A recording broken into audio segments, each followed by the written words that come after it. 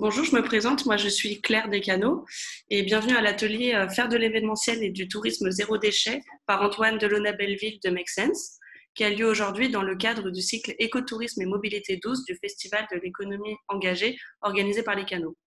Je vais d'abord commencer par un mot sur l'association Les Canaux avant de vous laisser découvrir la vidéo teaser du festival que nous organisons cet été. Au Canaux, donc notre mission, c'est de soutenir et de mettre en lumière toutes celles et ceux qui mettent au cœur de leur projet économique la solidarité et la planète. On fait de la formation pour les entrepreneurs à impact grâce à des ateliers et différents programmes d'accompagnement. On aide aussi les entreprises de l'économie sociale et solidaire à se développer, par exemple en les aidant à la structuration de nouvelles filières ou en facilitant leur accès aux marchés publics et privés.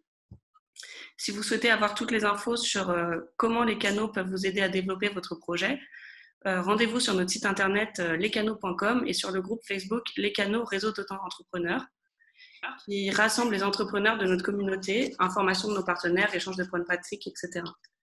Enfin, au Canaux, on organise surtout de nombreux événements pour donner la parole à celles et ceux qui entreprennent, qui se mobilisent et qui s'engagent pour une société plus juste et plus durable. Donc cet été, on a lancé un festival en ligne qui s'appelle l'été de l'économie engagée, avec des conférences, des projections et des ateliers sur les nouveaux modes de consommation et de production de demain. Et aujourd'hui, c'est le dernier cycle de notre festival sur l'écotourisme et les mobilités douces. Donc merci à toutes et à tous d'être là pour parler de comment faire de l'événementiel et du tourisme zéro déchet. Je vous laisse avec une courte vidéo de présentation du festival et avec Antoine Delaunay-Belleville de Make Sense.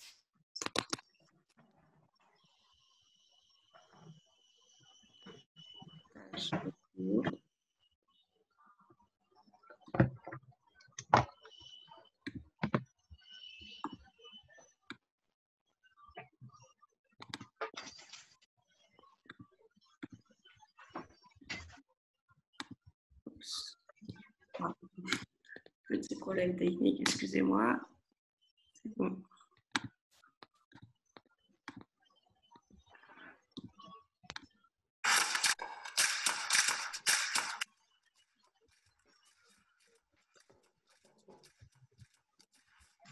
L'été de l'économie engagée, c'est le festival pour découvrir des entrepreneurs qui placent la solidarité et la protection de la planète au cœur de leurs projets. Les canaux et leurs partenaires les soutiennent tout au long de l'année.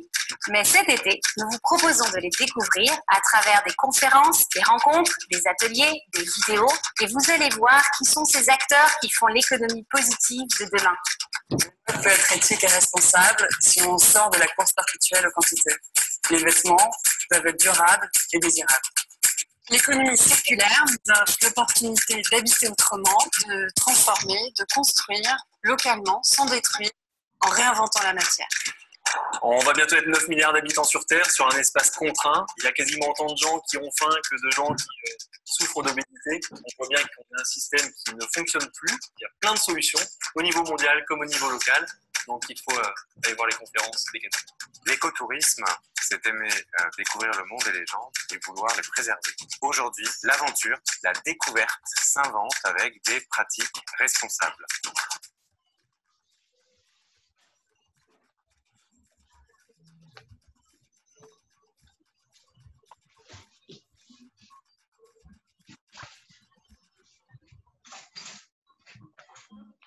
Voilà, dernier petit point technique, nous vous signalons que la vidéo va être enregistrée, donc vous pouvez désactiver votre caméra si vous ne souhaitez pas être filmé. Merci aussi de mettre vos micros en mute lorsque vous ne parlez pas et n'hésitez pas à poser vos questions sur le chat afin qu'Antoine puisse y répondre. Merci à tous et bon atelier. Antoine, je te laisse la parole. Et c'est parti. Bonjour à toutes et à tous. Moi, je m'appelle Antoine Delaunay, mais ce que je vais faire, c'est qu'avant de me présenter, je vais vous demander à vous de vous présenter. Donc, je vois un certain nombre de personnes qui sont sur téléphone. Il y a une fonction aussi pour se renommer et pour participer aussi à ça par téléphone. Si vous êtes sur votre ordinateur, ce sera plus simple. Je vais aussi vous demander du coup de participer un maximum sur le chat. Mon envie très personnelle, c'est que chacune et chacun puisse repartir avec des actions concrètes qu'ils ou elles pourront mettre en place. Donc, j'aimerais que vous repartiez avec des noms d'entrepreneurs, comme par exemple les alchimistes, avec qui vous pourrez travailler à titre professionnel ou à titre associatif. Et surtout que ce temps d'échange, qui est prévu de 2 heures ensemble, puisse permettre de répondre à vos questions. Donc, moi, j'aimerais savoir un peu pour prendre la température. Celles et ceux qui ne peuvent pas écrire sur le chat, vous pouvez réactiver votre micro et le dire à voix haute. J'aimerais mieux connaître votre profil. Donc, j'aimerais savoir déjà dans quelle ville vous êtes toutes et tous. Est-ce que vous pouvez écrire ça sur le chat, s'il vous plaît?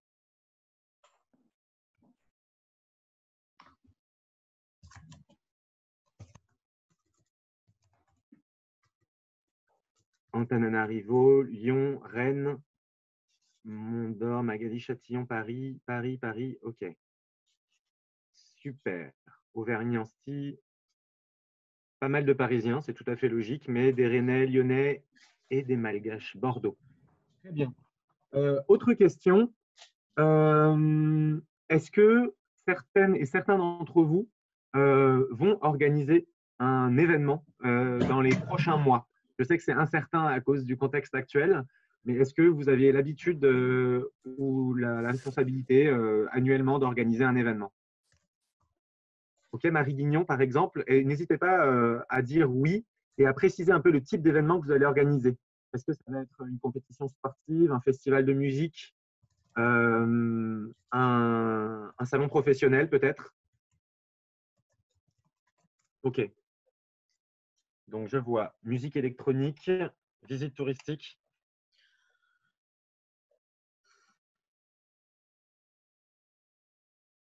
ADN, est-ce que c'est Atelier du Nou?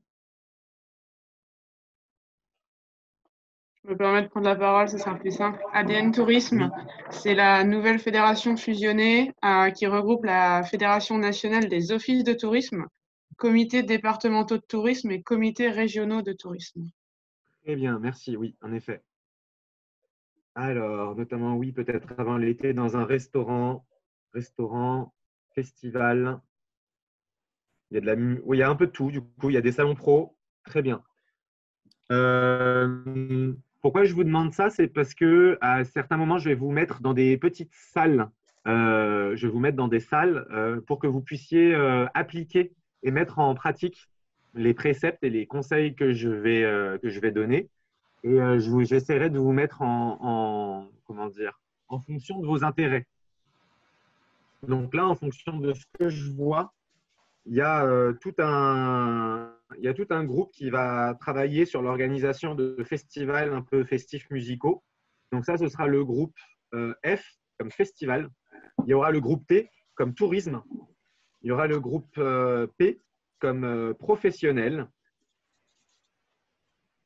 Et je crois que c'est à peu près tout dans autour de l'activité artistique. Très bien. Est-ce que, pareil, pour adapter le contenu de cette conférence à vos attentes, est-ce qu'il y a un type de déchet qui vous pose particulièrement problème? Est-ce que votre phobie, c'est les mégots parce que vous allez faire votre festival dans un parc naturel et que vous n'avez pas envie de tout saloper? Est-ce que vous n'arrivez pas du tout parce que vous travaillez dans un restaurant, vous avez envie de vous attaquer sérieusement à la problématique du gaspillage alimentaire? Donc, dans toute la typologie, est-ce qu'il y a des déchets qui sont vraiment votre bête noire et que vous avez envie de mieux gérer? OK. Donc, on a des usages uniques, du plastique, gaspillage. Il y a beaucoup de gaspillage. Nous, êtres humains, nous sommes très, très forts sur le gaspillage. Est-ce que c'est du gaspillage alimentaire que tu voulais dire, Mathilde? OK.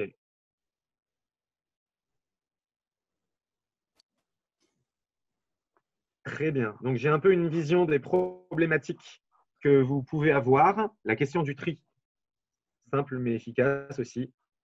J'ai un peu un aperçu des thèmes que je vais aborder pendant cette conférence. Et maintenant, j'aimerais bien savoir aussi, pour qu'on fasse un peu connaissance, quel est votre meilleur souvenir de festival? Je donne l'exemple, vous pouvez l'écrire sur le chat, mais moi, j'apprécie beaucoup, moi, par exemple, le festival Zero Waste qui est animé du coup à la Villette. Et j'apprécie notamment la gestion du gaspillage alimentaire, le fait que tu précommandes à l'avance les repas où tu sais où tu vas être là.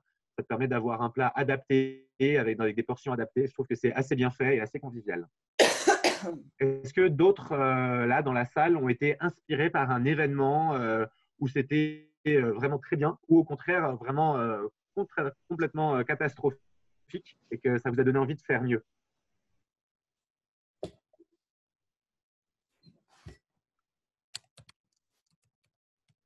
Non. Le WISFest à Bordeaux. Est-ce que MRC, tu peux activer ton micro et nous dire ce que c'est que le WISFest à Bordeaux et qu'est-ce qui t'a marqué dans cette expérience?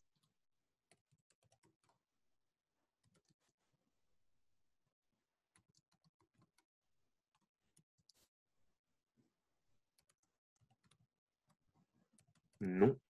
Eh bien, tant pis, c'est pas grave. Donc, pas d'événements marquants qui vous ont… Alors, Abel qui dit l'époque ancienne où il y avait du gardiennage de vélo au ciné plein air à La Villette.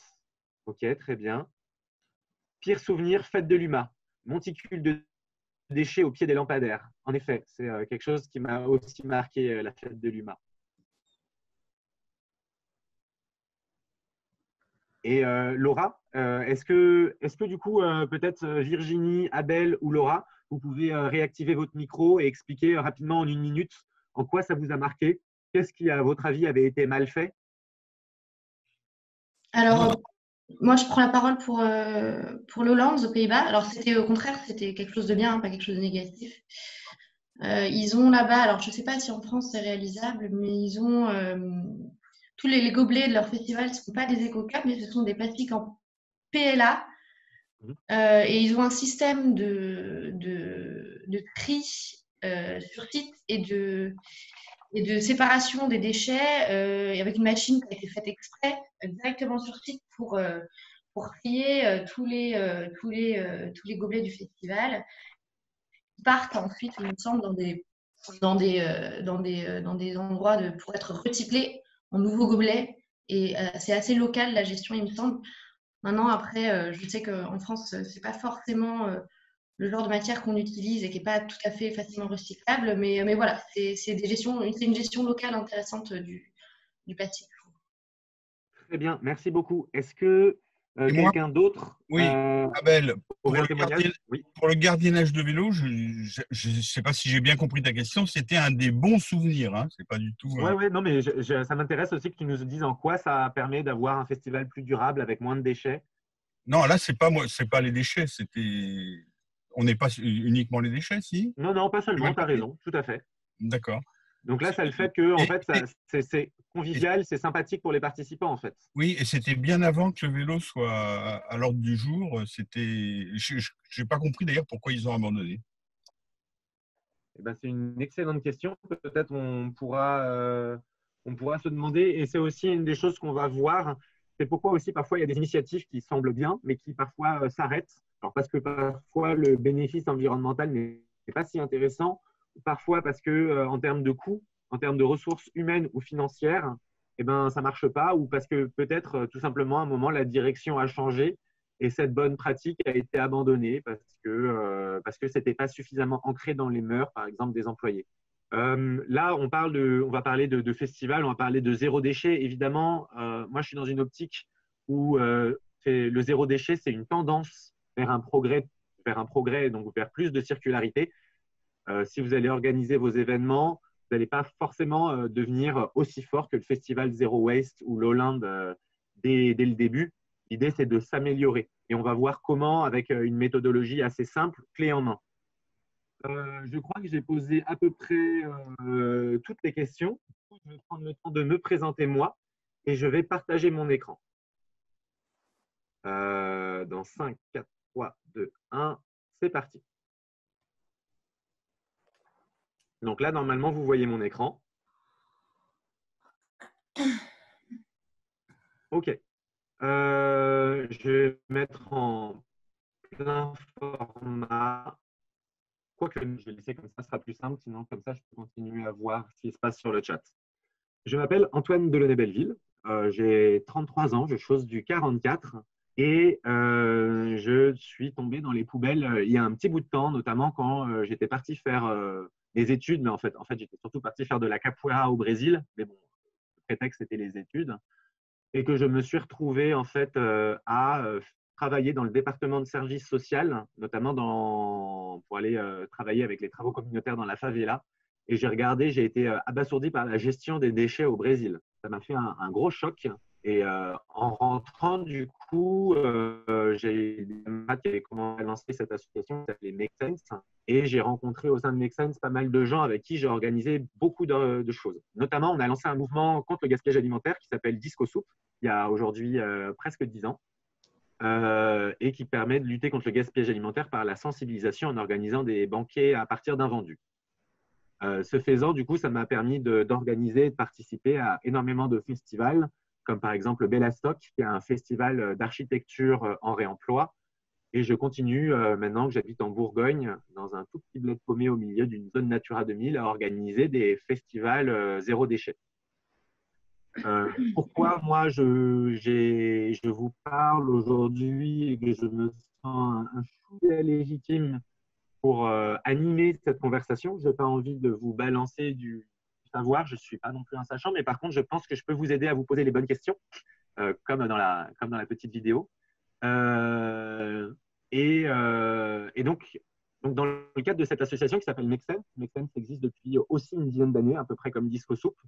Et notre objectif, c'est d'outiller et d'inspirer des citoyens, des entrepreneurs sociaux et des organisations pour construire des sociétés plus justes et durables. Donc concrètement, on organise beaucoup de conférences. Enfin, on organisait beaucoup de conférences. Maintenant, on fait beaucoup de webconférences. On forme des citoyens à créer des petits groupes locaux d'entraide, de solidarité. Par exemple, pendant le Covid, il y a des milliers de kits d'hygiène qui ont été distribués au SDF, des masques cousus et tout ça. On a des processus d'accompagnement pour les entrepreneurs sociaux et pour les organisations, donc des incubateurs. On en a dans différents pays, dans 6 pays exactement. La plupart de ces ressources sont entièrement gratuites. Si vous allez sur makesense.org, dans la rubrique entrepreneur, il y a une application qui s'appelle Spot. Et là, sur vos questions RH, vision, mission, comment créer une communauté, vous avez plein de ressources gratuites. Pour les plus avancés, on peut vous aider à grandir assez vite et à devenir des étoiles filantes, des licornes de l'économie circulaire. On a eu par exemple le privilège d'incuber Too Good To Go, mais pas que. Et enfin, on aide aussi des collectivités ou des organisations, commerciales ou non, à améliorer le fait de s'hybrider avec des structures de l'ESS, à travailler en communauté et à essayer d'améliorer leur impact social et environnemental. Donc, dans le cadre de cette association qui s'appelle Make Sense, on a créé un programme avec un partenaire qui s'appelle Suez, qui s'appelait Future of Waste, qui est désormais à l'arrêt. Mais ça nous a permis pendant 5 ans de couvrir plusieurs thématiques comme les chiffonniers ou comme, il y a 2 ans, le tourisme et l'événementiel durable. Enfin, le tourisme et l'événementiel zéro déchet. Parce que moi, ma spécialité, c'est les poubelles. Et donc, on a créé, et là, je crois que je continue à partager mon écran. Dites-moi. Normalement, ça devrait le faire. Claire, est-ce que tu valides que là, vous voyez bien la page de la toolbox? Oui, c'est bon. On le voit. Super. Donc, quand je dis, parce qu'en tout en communauté, Make Sense, hein, on est très sur le côté intelligence collective, bienveillance, c'est notre fabrique et surtout écoute. Donc, on a fait des centaines d'interviews avec plein de gens de plein de secteurs différents dans le tourisme et l'événementiel. Et on a écrit ensemble un petit guide avec les best practices si vous êtes un hôtel, un restaurant, un événement sportif, culturel. Donc là, il y a des exemples. Par exemple, un événement d'entreprise. Là, par exemple, on a interviewé les gens qui avaient organisé le CIRA. Ah, il y a un petit lien cassé. Le site est surtout en anglais. On l'a traduit récemment en français. Mais du coup, il y a quelques liens morts. Je m'en excuse. Donc là, par exemple, pour le CIRA, il y a tout… mon Internet n'est pas très content. On a aussi listé des solutions par flux. Donc, par exemple, si vous voulez aller assez vite et que vous avez besoin de trouver des solutions, par exemple, pour lutter contre les emballages uniques, on vous explique quelles sont les conséquences des emballages uniques sur la planète. Il y a plein de liens pour aller beaucoup plus loin pour comprendre ou sensibiliser vos parties prenantes. Voilà, il y a un petit truc qui explique, par exemple, si des gens veulent savoir ce que c'est que le PA, le PEC, le PET, comment ça se recycle ou pas. Tout expliqué. Et surtout, après, il y a des solutions qui sont classées. Donc, par exemple, pour éviter les usages à usage, on vous explique en quoi consiste l'idée, quels sont les avantages, les inconvénients, et évidemment, après, des petits liens pour des exemples. Par exemple, comment faire du vrac, vous passez par Pandobac.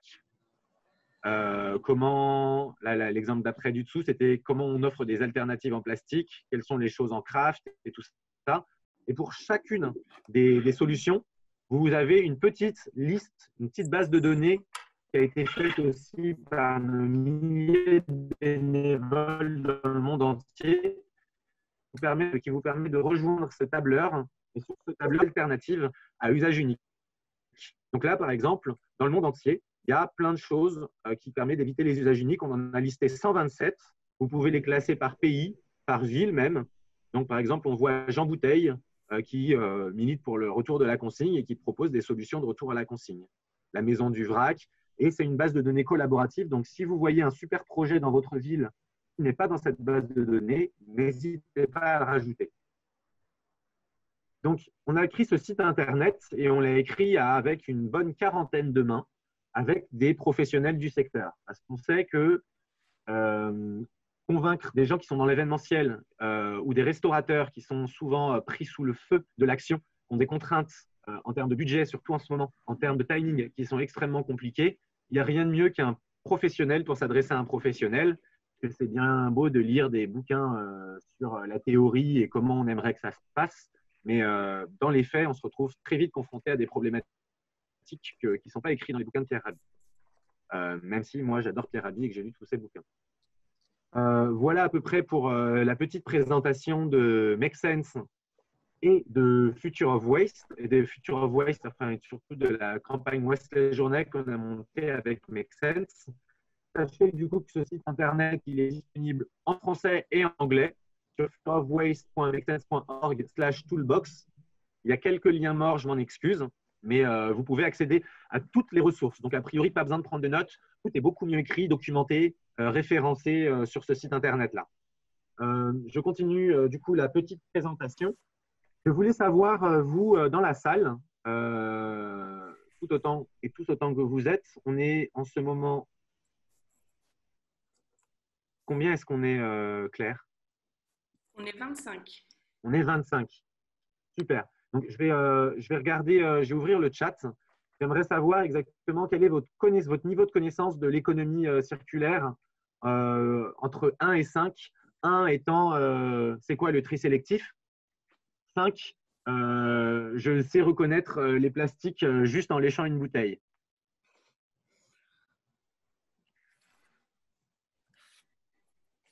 J'arrête le partage d'écran quelques secondes pour pouvoir participer au chat. Ok, d'accord. Niveau 2. Merci Laura pour Disco Soup. 3.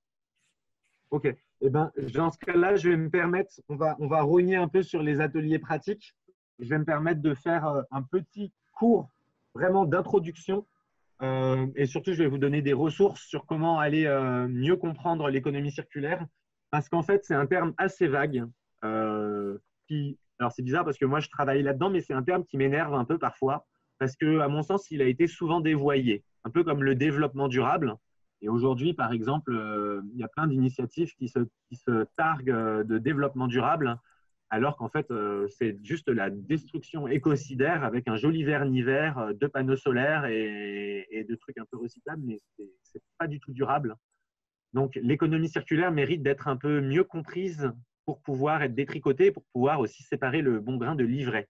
Donc, je repartage mon écran et je m'en excuse, c'est un peu pensif, mais je vais partager quelques éléments sur ce que c'est que l'économie circulaire. Alors, il y a quelques notions qui sont importantes. Je vais repartager mon écran du coup. Hop, partage d'écran. Très bien. Il y a quelques notions qui sont importantes pour comprendre l'économie circulaire. Ma première notion préférée, c'est le sac à dos écologique. Le sac à dos écologique, c'est tout ce que vous ne voyez pas, mais qui pèse lourd sur la planète. Je prends un exemple très simple. Vous avez toutes et tous, j'imagine, un téléphone. Vous avez l'impression que le téléphone, il pèse, selon les modèles, entre 50 grammes et 200 grammes. Et ça, c'est le poids que vous voyez de vos propres yeux. C'est ce que vous touchez, c'est ce que, en tant que consommateur, vous voyez. Mais en fait, il y a énormément de ressources en amont et en aval qui ont été nécessaires pour que vous puissiez, vous, consommateurs, consommatrices, bénéficier de ce téléphone. Je prends un exemple, par exemple, le projet Montagne d'Or en Guyane, qui est, Dieu merci pour le moment, à l'arrêt. Il faut savoir que pour extraire 1 gramme d'or, il faut extraire l'équivalent d'une tonne de roche. Donc, par exemple, dans votre téléphone, il y a des métaux rares, comme du tungstène, de l'or et plein de noms en ium dont je ne me souviens plus les noms. Et sachez que pour un tout petit circuit imprimé, on a l'impression que c'est tout petit et que ça rentre dans la fente d'un téléphone. En fait, il a fallu défoncer des montagnes entières pour faire une puce. Et donc, derrière, en fait, un téléviseur qui pèse, on le croit, 11 kilos, en fait, il y a eu 2,5 tonnes de mobilisés. Un jean, on a l'impression que c'est quelques kilos, mais en fait, c'est plusieurs milliers de litres d'eau. Un steak, pareil, on a l'impression que ça pèse 100 grammes, mais en fait, ça a eu un impact très fort sur la planète. Donc, en fait, il y a beaucoup de choses que nous, on ne voit pas. Et c'est important de prendre ça en compte si on veut faire des vraies politiques environnementales et pas juste se donner l'impression qu'on fait les choses bien. Ça va demander un peu de curiosité intellectuelle. Donc ça, c'est la première notion que j'aime bien, c'est le sac à dos écologique. Le corollaire de cette notion de sac à dos écologique, c'est l'analyse du cycle de vie. Comme je vous disais, vous ne voyez que la partie usage. Dans la partie usage, il y a le fait de l'acheter, de le réparer, de le laver. Par exemple, dans le coût complet écologique d'un jean, je vais prendre l'exemple du jean. D'ailleurs, il y a une excellente vidéo que je vous recommande vraiment de regarder. Elle est référencée sur notre toolbox. C'est une vidéo de TED-Ed, donc TEDx Éducation, qui parle du cycle de vie du textile et qui montre l'ensemble des impacts. Donc, pour faire un jean, il a fallu extraire des matières premières avec du coton, 95% de chances qu'il soit OGM, extrêmement gourmand en eau, qui ont asséché pas mal de lacs et qui nécessitent un usage extensif de pesticides. Ensuite, il a fallu laver ce coton, le tremper dans différents produits chimiques qui polluent les cours d'eau et tuent pas mal de gens. Ensuite, il a fallu les transformer, les coudre. Voilà, ensuite, un autre sujet. Mais il y a aussi des conditions sociales. Généralement, quelque chose de pas écologique, c'est aussi quelque chose d'antisocial. Pour moi, l'écologie sans la prise en compte du social, c'est du bricolage. Il y a tout l'aspect distribution, transport. Souvent, par exemple, le jean il a été fait à l'autre bout du monde, au Bangladesh. Il a fallu l'acheminer. Souvent, le jean, il est utilisé pendant 1 an. Parfois, c'est plus la mode. Parfois, c'était de la mauvaise qualité, donc il est troué. Parfois, on l'a acheté parce que c'était en promo et donc on le laisse dans ses placards. On le lave un peu. Et ensuite, dans le meilleur des cas, on va le donner à des chiffonniers, à un Emmaüs, et il va pouvoir avoir une seconde vie. Mais ça, c'est à peine 5% des cas. Parfois, il est recyclé. Environ 20 à 30% des cas, il est posé dans une borne relais. Et là, on va pouvoir éventuellement en faire un isolant pour les bâtiments, par exemple, un isolant qui s'appelle Métis, qui est fait à base de jean, qui a des très bonnes qualités. Mais la plupart du temps, en fait, il y a beaucoup de vêtements qui finissent encore à l'incinération, qui finissent bénés, ou qu'on envoie dans les pays du tiers-monde en se disant « Ah, il va en avoir besoin », mais en fait, ils croulent sous les vêtements de notre société consumériste. Donc, vraiment, quand vous essayez de comprendre pourquoi vous allez choisir une solution ou une autre, c'est très important de prendre en compte l'ensemble du cycle de vie du produit et pas de se contenter de ce que vous avez sous le nez. Donc, il y a plein de solutions qui nous paraissent extraordinaires à l'usage, mais qui, en fait, écologiquement, ne sont pas si bonnes que ça.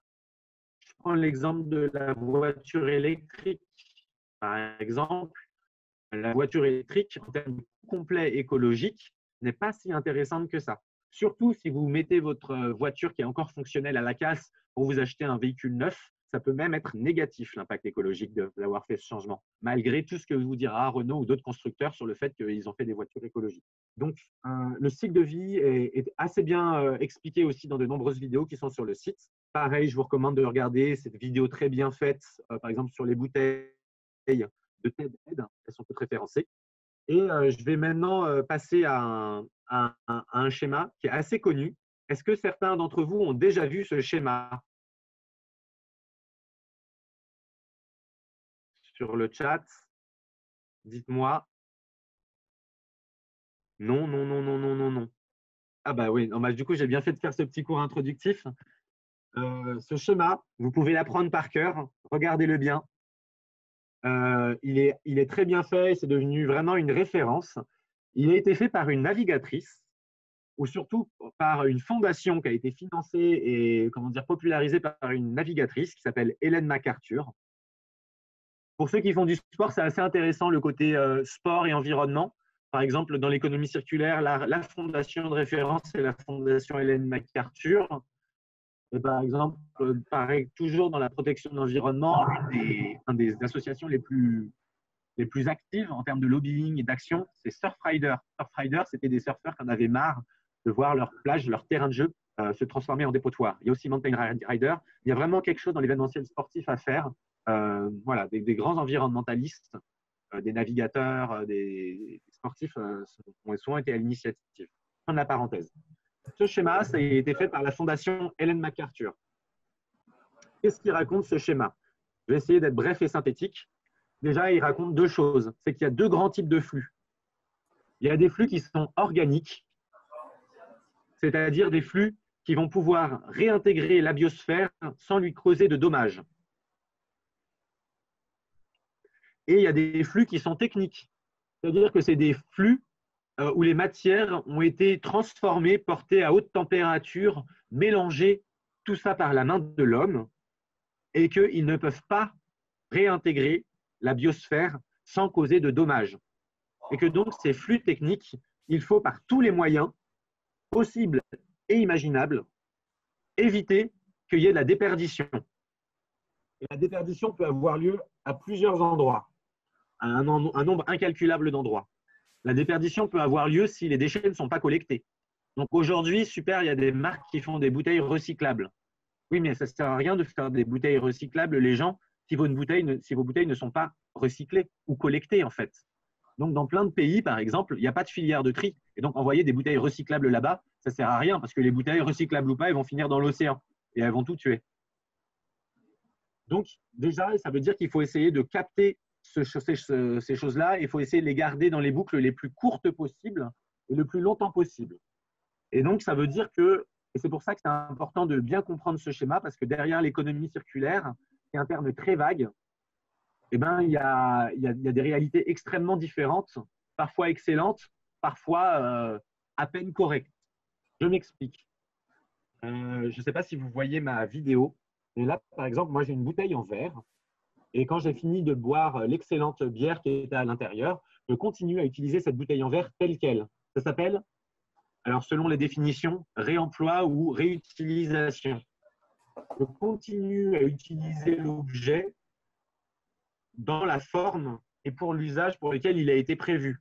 Donc, c'est-à-dire parce qu'en fait, le recyclage n'est pas neutre. Si cette bouteille, je vais la mettre dans une benne en verre, elle va être souvent acheminée à 200 km, elle va être cassée, acheminée à 200 km, fondue, sans doute pour faire une autre bouteille, souvent similaire, qui va encore faire des centaines de kilomètres. Alors que si cette bouteille, je la garde, et que par exemple, moi, là, c'est du kéfir, où je peux faire ma propre bière de gingembre, eh ben, ça évite du transport, de la transformation et beaucoup de polluants.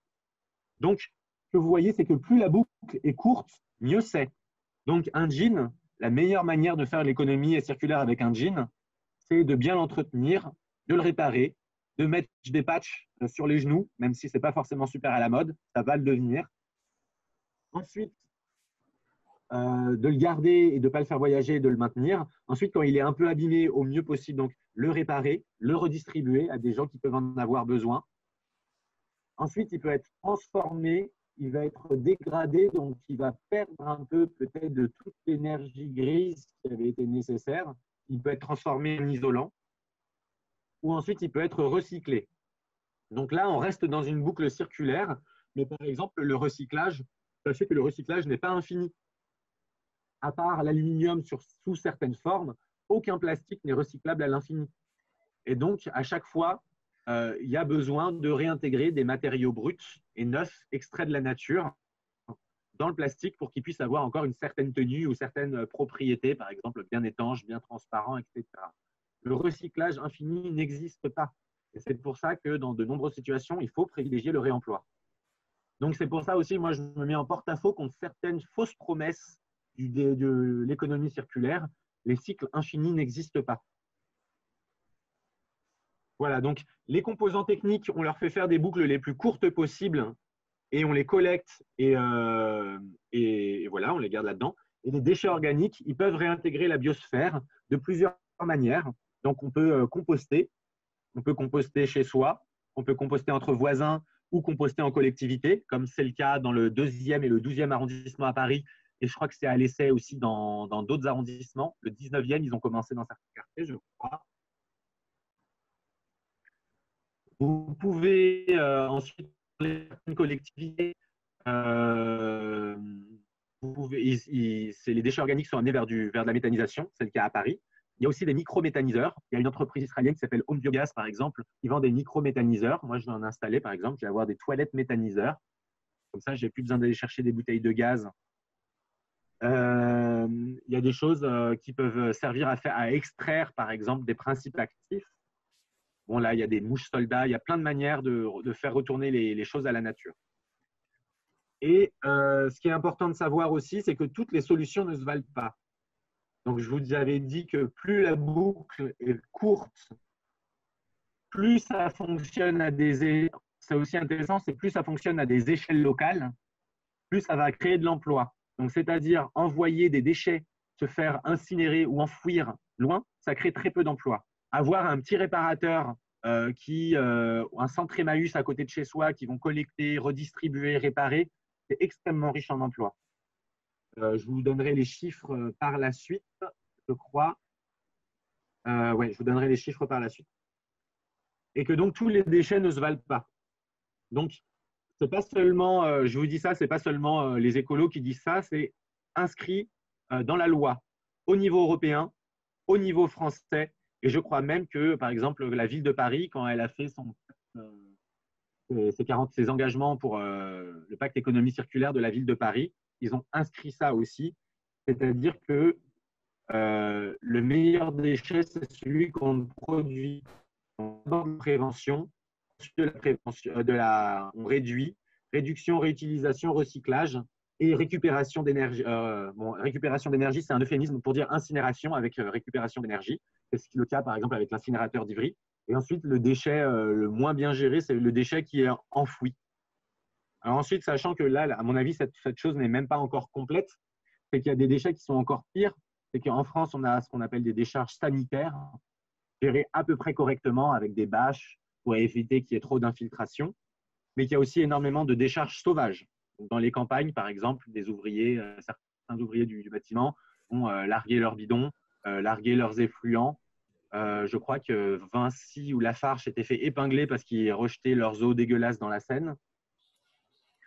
Et donc, là, je parle de grandes multinationales, mais moi-même, j'ai été fumeur et à certains moments, je l'avoue, j'ai jeté mes cigarettes par terre.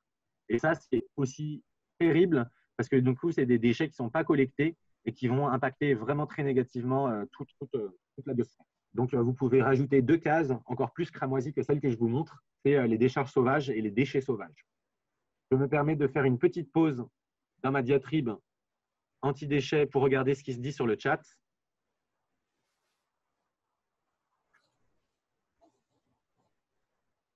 Marie, je vous enverrai, mais en fait, comme je vous disais, hein, toute l'intégralité de ces schémas sont sur le site Toolbox qui est ici et c'est beaucoup mieux expliqué. Hein.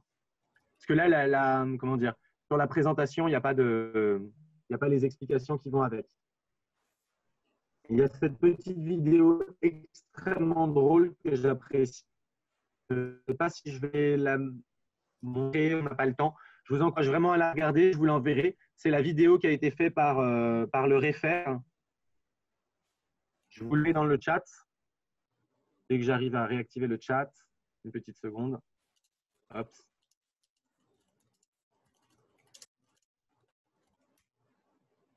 Donc, c'est une vidéo. Le Refer, c'est C'est un syndicat des ressourceries franciliennes. Et ils ont fait cette vidéo très drôle, un peu provoque, c'est pour ça que je l'aime, sur comment gérer les déchets. Quelques grands chiffres.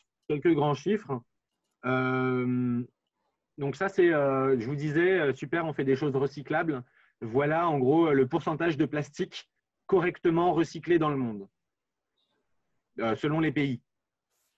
Non, enfin, je veux dire qu'ils ne sont pas correctement recyclés dans le monde selon les pays. Donc, il y a des pays où il y a zéro collecte de déchets, certains où il y en a un peu, certains où il y en a beaucoup, mais ça reste toujours pas assez. Même à Paris, par exemple, on a des super infrastructures, des conseillers, plein d'entrepreneurs sociaux. Il y a énormément de choses recyclables qui ne sont pas recyclées à cause d'incivilité, à cause d'une incompréhension. Quelques autres chiffres. Voilà donc, je vous avais montré la pyramide de gestion des déchets, de comment il faut faire les choses. Et voilà comment ça se passe. C'est-à-dire, on fait exactement l'inverse. Donc, en gris, c'est tout ce qui est mis en décharge. En rouge, c'est ce qui est incinéré. Et les choses qui sont à peu près vertueuses, c'est-à-dire recyclage, compostage, c'est respectivement les couleurs violettes et vertes. Donc, on voit que tout en Guinéen, on a tout faux. Même en France, ce n'est pas du tout brillant. À Paris, par exemple, je prends Paris parce qu'il y a une majorité de Parisiens, il y a une grosse majorité de nos déchets qui continuent à être incinérés et on plafonne à des taux de recyclage qui sont, à mon sens, assez faibles, de l'ordre de 20%. Et le taux de réemploi est vraiment très faible. Selon le REFER, c'est de l'ordre de 1% quand ça passe par les trucs officiels. Et si on prend par tout ce qui est économie familiale, échange, le bon coin, ça peut éventuellement monter à quelques, allez, soyons fous, 5%. Donc, pourquoi on n'a que 20% de recyclage? C'est parce qu'il y a beaucoup de choses qui ne sont pas recyclables et on devrait éviter. Et c'est aussi parce que les gens font beaucoup d'erreurs. Donc, voilà. Donc, ça, c'est ce qu'il faut faire. Et voilà ce qu'on fait, c'est-à-dire exactement le contraire. Pourquoi aussi il y a des incompréhensions? C'est que donc, chaque collectivité, les déchets sont souvent gérés par la responsabilité des communes ou souvent des communautés de communes ou des coms d'avoir leur décision d'investissement. Qui va collecter? Est-ce qu'on fait ça nous-mêmes en régie? Est-ce qu'on le confie à un prestataire privé? Avec quel type de contrat? Il y a la collecte, mais il y a aussi le traitement. Et donc, c'est pour ça que quand vous allez d'une collectivité, par exemple à Rennes, à Paris, à Bordeaux ou à Antananarivo, par exemple, c'est les noms que j'ai retenus des villes où vous êtes, vous n'aurez pas du tout les mêmes politiques de recyclage. Il y a des efforts en ce moment pour essayer de faire de l'uniformisation des consignes de tri. Mais pourquoi il y a des consignes de tri différentes? C'est que tout simplement, les collectivités n'ont pas les mêmes usines, n'ont pas les mêmes politiques de recyclage et que voilà, les consignes changent. Et ça, c'est quelque chose de très important à apprendre dans l'événementiel. L'événementiel, c'est une manière de voyager. Donc, vous allez souvent avoir des gens qui ne sont pas de chez vous, donc qui n'ont pas les mêmes réflexes, qui n'ont pas les mêmes consignes de tri. Et même si vous travaillez en bonne entente avec la collectivité, par exemple, un festival sportif, vous allez avoir des gens de la France entière qui n'ont pas les mêmes consignes que vous d'habitude. Donc, c'est pour ça que c'est bien d'être extrêmement explicite. Donc, pour illustrer, par exemple, j'avais accompagné un camping qui voulait devenir un camping zéro déchet. Et regardez, eux, ils avaient peu, voire pas d'usine de recyclage en propre sur leur territoire. Et donc, ils acheminaient la plupart de leurs déchets vers des usines de recyclage tenues par différentes organisations, parfois à l'autre bout de la France. Pourquoi c'est intéressant pour des collectivités de mieux gérer les déchets? C'est par exemple, ça coûte extrêmement cher. C'est un des premiers postes de coût pour les collectivités, les déchets. Donc, on verra comment travailler avec ça plus tard. Ça coûte 250 € la tonne pour les ordures ménagères et 160 € la tonne pour les ordures recyclables. Est-ce que quelqu'un dans le chat pourrait m'expliquer pourquoi la gestion des ordures recyclables coûte moins cher que les ordures non recyclables? Donc, je répète, est-ce que dans le chat, quelqu'un peut m'expliquer pourquoi ça coûte moins cher pour une collectivité la tonne d'ordures recyclables que la tonne d'ordures non recyclables?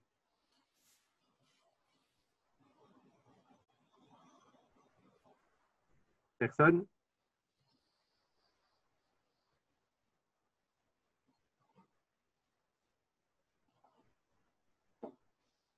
Allez, me laissez pas tout seul, là. J'ai l'impression d'être devant une salle mutique. La destruction des déchets ménagers coûte plus cher.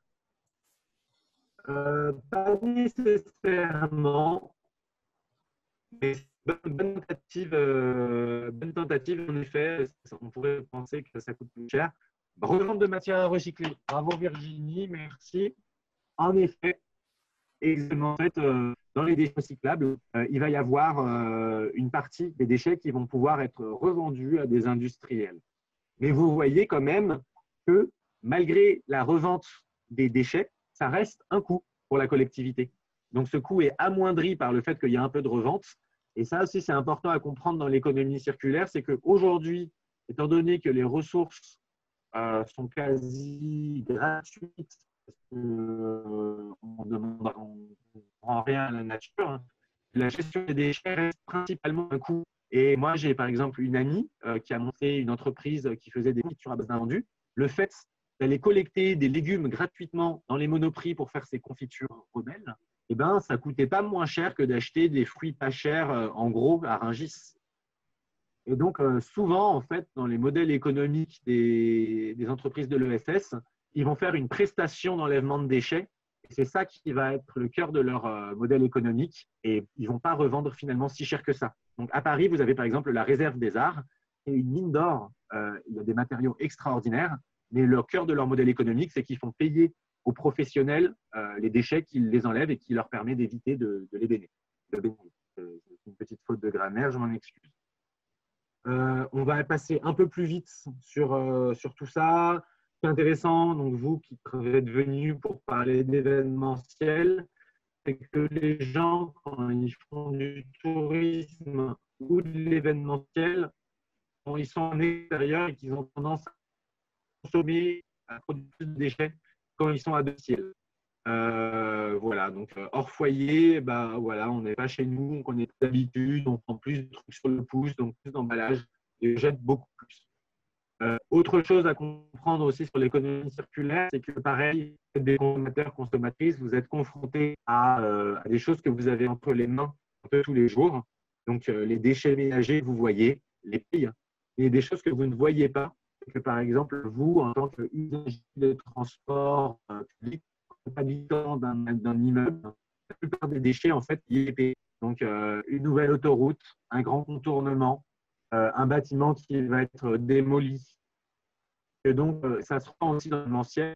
Tout le monde va vous parler des pailles, mais par exemple, un gros truc des déchets, c'est par exemple, ça va être la scénographie. Donc, c'est très important d'avoir aussi cet ordre de grandeur les déchets que vous, ménages, produisez, ça représente par rapport aux déchets des collectivités, aux déchets professionnels et par exemple du BTP, ça ne représente pas grand-chose.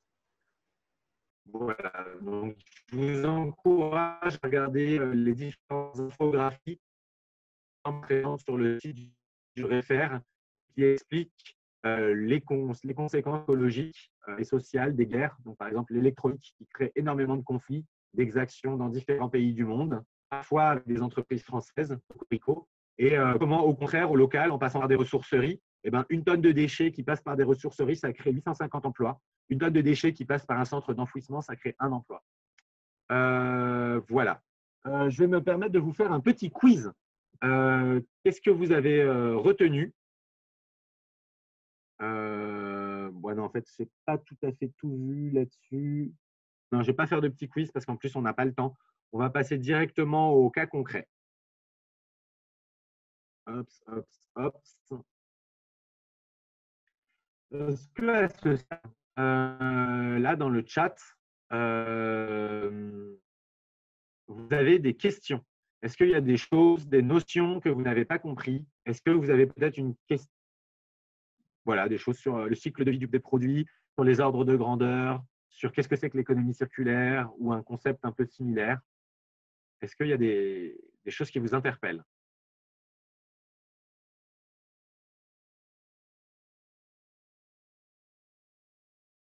Est-ce que vous pouvez marquer non s'il n'y a pas de problème? Ou est-ce que pour le moment, tout est très clair? Ok, super. Génial. Non, bah, en fait, c'est un peu déroutant pour moi. J'ai l'habitude de parler en face de gens et là, je parle avec mon écran. Donc, si je ne vous vois pas hocher de la tête et tout ça, et donc j'ai l'impression d'être tout seul, c'est un peu triste. Donc, ça me fait vraiment plaisir si vous mettez un petit point d'interrogation. Waouh, super, incroyable, génial, ou non, je ne suis pas d'accord, ou je suis ça, comme ça, moi, je me sens moins seul derrière mon ordinateur. Merci. Du coup, je vous propose de passer à la prochaine étape. Je pense sincèrement qu'il n'y a pas de bonne solution en fait pour mieux gérer ces déchets dans l'événementiel. En fait, il n'y a que des solutions qui peuvent être éventuellement adaptées à vous qui vous êtes et au contexte dans lequel vous officiez et avec l'organisation avec laquelle vous travaillez. Donc, moi, je n'aime pas trop, et j'ai essayé de ne pas faire ça, j'aime pas trop les guides de bonne pratique où on dit « Ah, les gobelets, faites ça. Les trucs à usage unique, faites ça. » Parce qu'en fait, ça dépend. Et en fonction du pays de la région dans laquelle vous êtes, de la thune dont vous disposez, des ressources dont vous disposez, et ben, en fait, la bonne solution sera une solution complètement différente.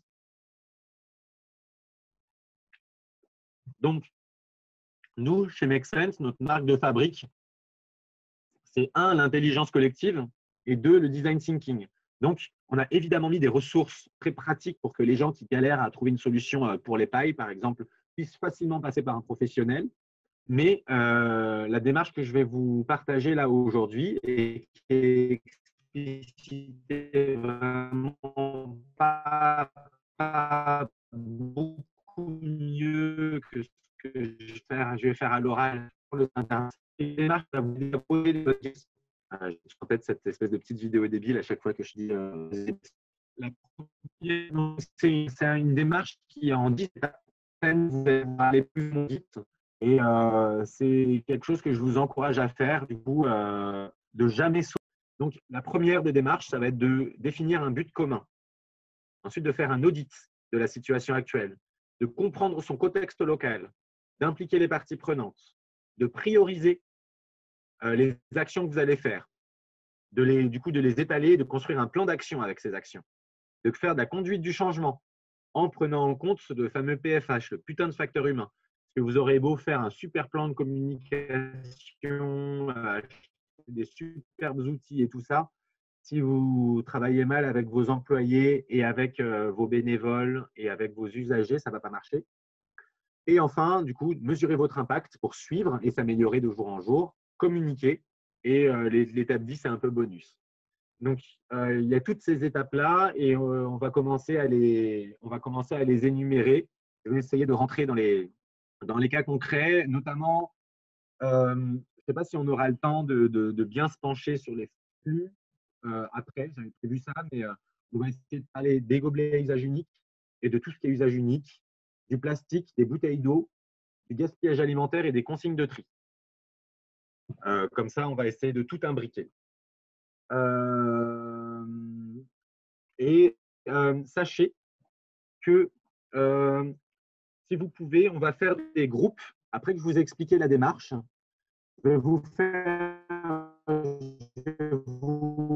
répartir en petits groupes pendant 10-15 minutes. Et au sein de ces groupes, il va y avoir une personne qui va faire l'exercice de dire, donc, par exemple, je crois qu'il y a quelqu'un qui faisait un festival musical, par exemple.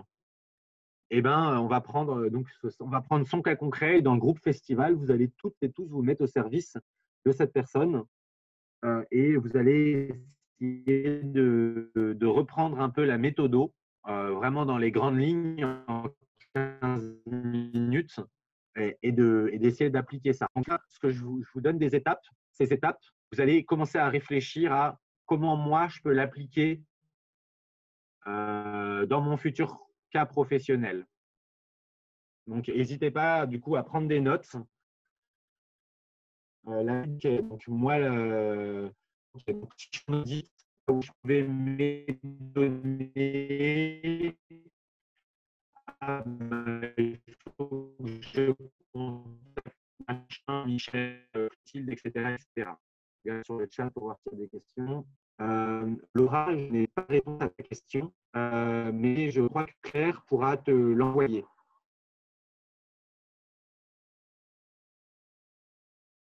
Laura aussi. OK. J'attaque.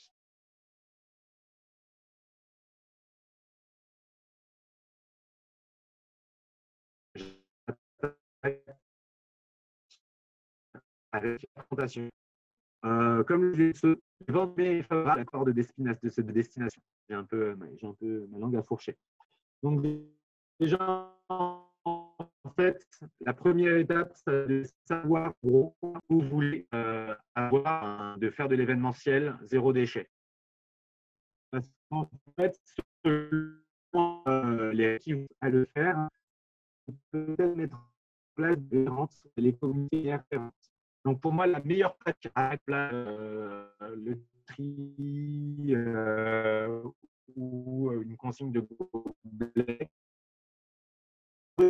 et dans votre statut associatif, dans les envies de l'équipe dirigeante ou vos collègues ou de vos sujets, pourquoi vous voulez faire. Donc, vous allez regarder peut-être, par exemple, de votre organisation.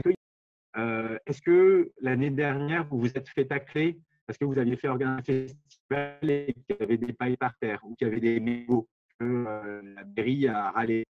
Est-ce que vous avez peur que l'année prochaine, il y ait des qui fassent que de toute manière, la vaisselle unique sera interdite bientôt et que vous avez envie de prendre les devants plutôt que de vous retrouver acculé avec des mauvaises solutions au dernier moment? Est-ce que vous avez envie de sauver les bébés phoques? Est-ce que vous travaillez dans une zone Natura 2000 et que vous savez que si vous n'êtes pas irréprochable sur les déchets, on ne vous autorisera pas à recommencer à faire des événements? Donc ça, c'est autant de raisons Est-ce que vous avez envie de faire des économies? C'est quelque chose qui revient aussi. En fonction de ces différentes, il faut être très clair sur ces raisons, les lister. Vous posez cette question à vous, mais aussi à vos collègues, en fonction et le coucher sur le papier. Donc, vous allez poser cette question. Vous allez aussi comprendre les impacts. Donc, si demain, par exemple, moi, mon festival Slackline, dans une Natura 2000, je ne peux pas le faire, combien ça coûterait de devoir se déplacer à tel endroit, etc. etc. Et donc, vous faites aussi un calcul coût-bénéfice de regarder en gros combien ça coûterait, quelles seraient les problématiques. Une fois que vous avez que vous avez réussi à collecter pourquoi vous voulez faire un festival zéro déchet, l'idée maintenant, c'est de commencer à le communiquer. Et donc là, c'est vraiment le point de départ de la démarche. Je vous encourage vraiment toutes et tous à le faire. C'est pas de dire regardez, on est super, on va faire un festival zéro déchet. Prends l'exemple du coup d'un festival qu'on a organisé. On a fait un festival Make Sense, nous, à la Bellevilloise, il y a un an et des brouettes. Et le premier truc qu'on a fait, c'est on a envoyé du coup dans la newsletter de tous les gens qui étaient inscrits partenaires à nos fournisseurs en disant on n'est pas irréprochable, mais étant donné que nous, nos bénévoles, nos concitoyens sont tous hyper mobilisés autour de la cause des déchets et que nous, on veut construire un monde plus durable, il est hyper important pour nous qu'on produise le moins de déchets possible et qu'il soit le mieux géré possible. Donc, on a écrit quelque chose qu'on a mis sur notre site internet et qu'on a envoyé dans la newsletter, qui faisait environ qu'on a envoyé à nos parties prenantes. Qu'est-ce que ça a permis de faire? Ça a permis d'étayer nos demandes quand on est allé chercher de nouveaux fournisseurs. Ça a permis de justifier auprès de la Villoise le fait de mettre à disposition certaines choses et qui changent aussi certaines pratiques qu'ils avaient. Ça a permis aussi de commencer à mobiliser des bénévoles qui, intéressés par la démarche, se sont dit « Ah, trop bien, merci Exxon de faire un festival où il n'y aura pas de déchets. » D'ailleurs, moi, je suis trop partant, ou parente en l'occurrence, parce que c'était souvent des bénévoles filles, pour venir vous aider à faire la démarche. Et on s'est très vite retrouvé avec une petite team d'une vingtaine de personnes qui nous ont aidés à faire de ce festival un festival zéro déchet. Je regarde ce qui se dit sur le chat. OK. Alors, merci. Le son est très mauvais. OK. Je vais couper ma vidéo.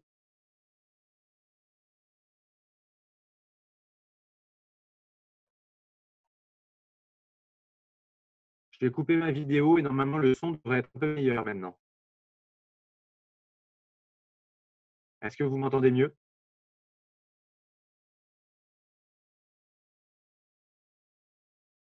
Ok.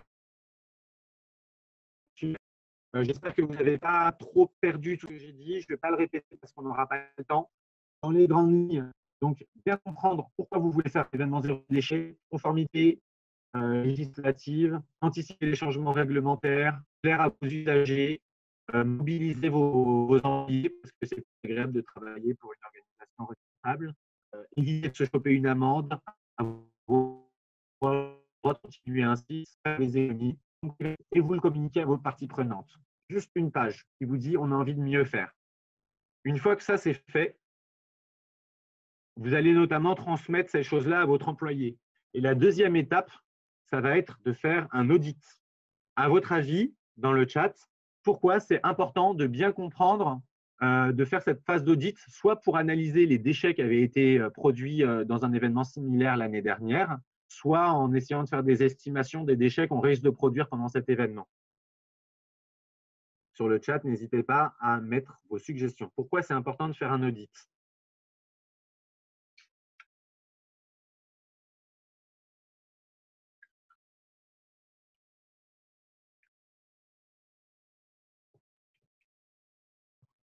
Bon, je vais vous donner la réponse. Ah, il y a quelqu'un qui ne m'a pas laissé tout seul. Évaluer les actions positives, identification des leviers d'action. C'est parfait, vous avez tout compris. Valoriser la démarche après l'événement. Oh là là, en fait, je pensais qu'il y aurait une bonne réponse, mais vous avez donné toutes les bonnes réponses. Bravo. Donc, c'est hyper important de faire un audit. Déjà, parce qu'en fait, ça sert à… Je vais prendre un exemple très simple. Il y a plein de gens, par exemple, ils vont se dire « Ah bah super, j'ai lu dans un livre de bonnes pratiques qu'il fallait faire ça pour mieux trier les canettes. » Mais en fait, donc vous allez mettre en place, vous allez dépenser de la thune pour faire tout un système de recyclage des canettes. Et en fait, vous allez vous rendre compte que sur votre événement, en fait, ils produisent peu, voire pas de canettes. Donc là, vous avez perdu votre temps et votre énergie. Donc, faire un audit, ça va permettre de bien prioriser les actions, en fait, et de savoir de quelle est la situation avec laquelle vous partez et donc, qu'est-ce qu'il va falloir faire. Donc, moi, pour faire un audit, c'est tout expliqué sur le site internet, mais je fais en plusieurs étapes pour ne rien oublier. Je définis, par exemple, je vais prendre le cas d'un festival. Je dis qui va venir à un festival? Qui va venir à mon festival de musique, par exemple? Il va y avoir des jeunes de la vingtaine qui vont sortir en groupe en cachant des bouteilles de rhum dans leur sac. Il va y avoir des gens un peu plus 35 ans qui vont, eux, boire que de l'eau dans des bouteilles plastiques. Est-ce qu'il va y avoir des campeurs? Il va y avoir des institutionnels, des responsables de la ville. Il va y avoir des gens qui vont venir avec leur food truck. Il va y avoir du personnel de sécurité. Et donc, vous listez un peu tous les types de personnes, les grandes catégories de personnes qui vont venir sur votre festival. Ensuite, vous allez définir qu'est-ce que ces personnes vont faire, où est-ce qu'ils vont passer. Et donc, vous définissez un peu des petites histoires. Vous allez faire l'histoire type, le parcours type du festivalier.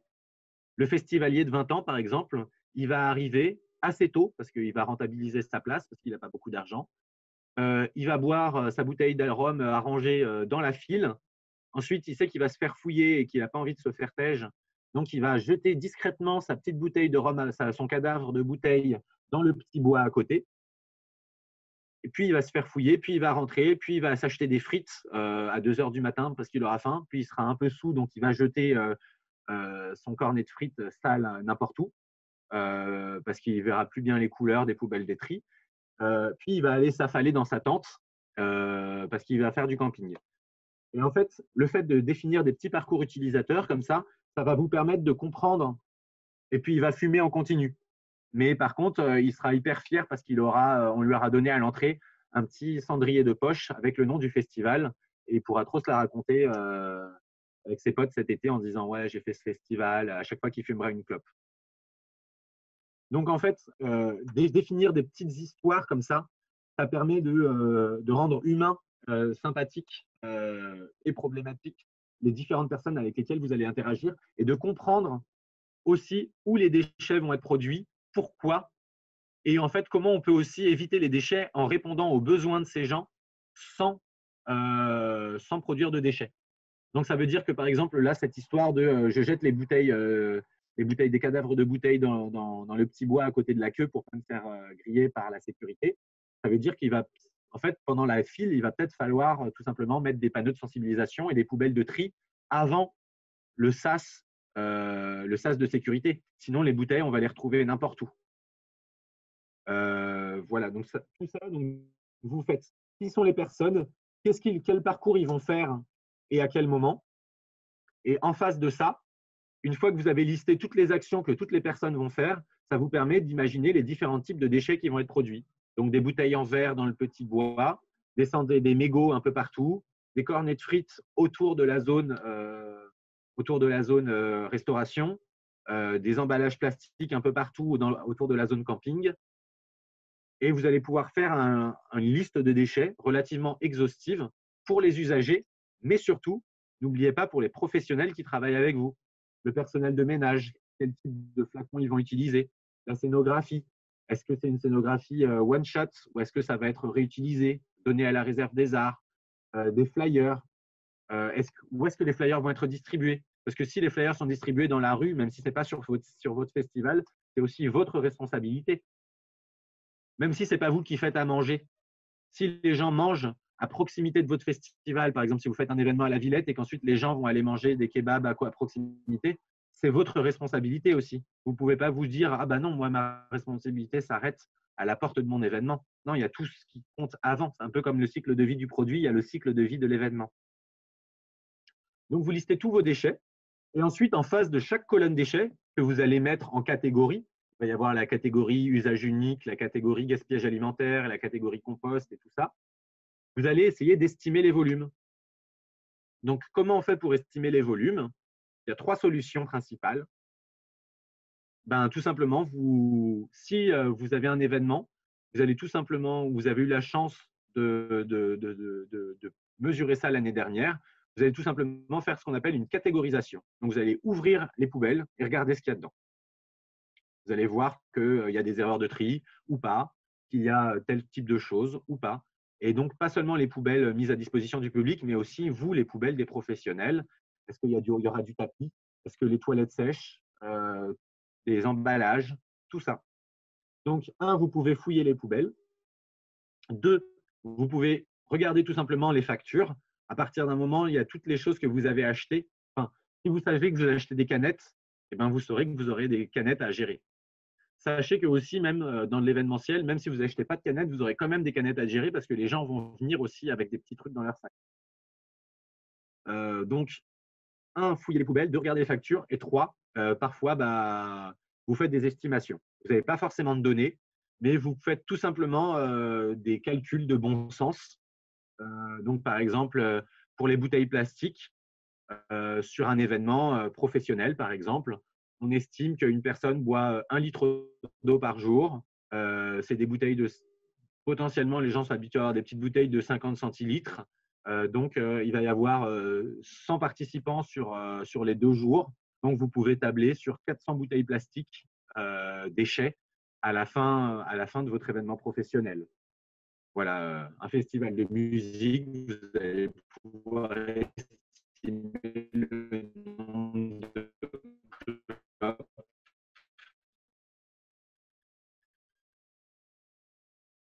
Donc, soit vous faites en faisant des rachats avec toi, comment vous allez regarder des événements similaires, plein de données qui existent, qui vont être destinées à peu près les volumes vont être produits sur événement. Vous savez par exemple que dans la restauration, les gens laissent 20 photographies qu'il y a sur les cigarettes. Vous savez combien de pourcentage de gens jettent des clopes par terre. Si vous faites un événement à Paris, ce pourcentage sera encore plus élevé.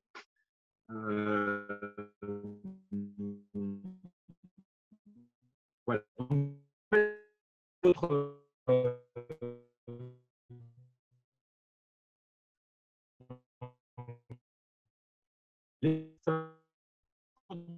Les déchets, comment, quelles sont les catégories vont être calculées en volume. Les emballages, par exemple, dans jaune, c'est assez difficile de savoir, et en plus, ça ne pèse rien. Et en plus, les emballages sont enlevés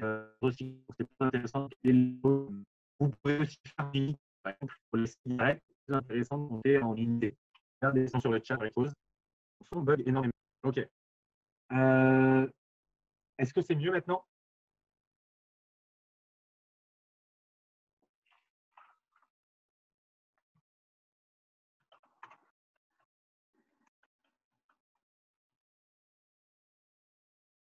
Est-ce que c'est mieux maintenant? OK, super. Bon, bah, il n'y a plus ma tête, il n'y a plus ma vidéo, mais ce n'est pas grave. On va continuer, sauf l'écran. OK. Donc, 1, on définit la vision. 2, on fait un audit. Et 3, ensuite, la troisième partie la plus importante, c'est de bien comprendre son contexte local. Donc, à votre avis, pourquoi c'est important de faire un petit mapping avant de prendre une quelconque décision de qui sont les acteurs, et de comment ça se passe localement? Qu'est-ce que ça va permettre? J'attends vos réponses brillantes sur le chat.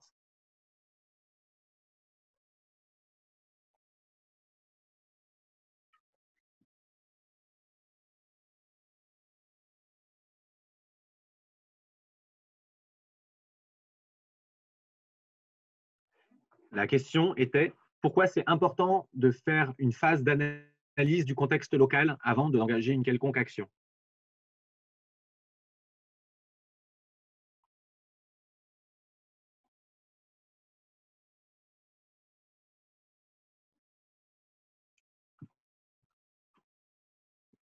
Excellent. Virginie, encore au top des réponses. Il y a plusieurs choses que ça va permettre de faire. Que ça va permettre de faire. Déjà, moi, je vous recommande vivement de prendre contact avec les collectivités. Pourquoi? Parce qu'en fait, les collectivités ont tout intérêt aujourd'hui, ça fait partie des politiques d'attractivité du territoire, de se revendiquer comme étant un territoire propre, un territoire zéro déchet, avoir des événements sportifs. Parce qu'en fait, quand c'est mal fait, ça leur coûte de l'argent. Ça leur coûte de l'argent ou ça leur coûte de l'image.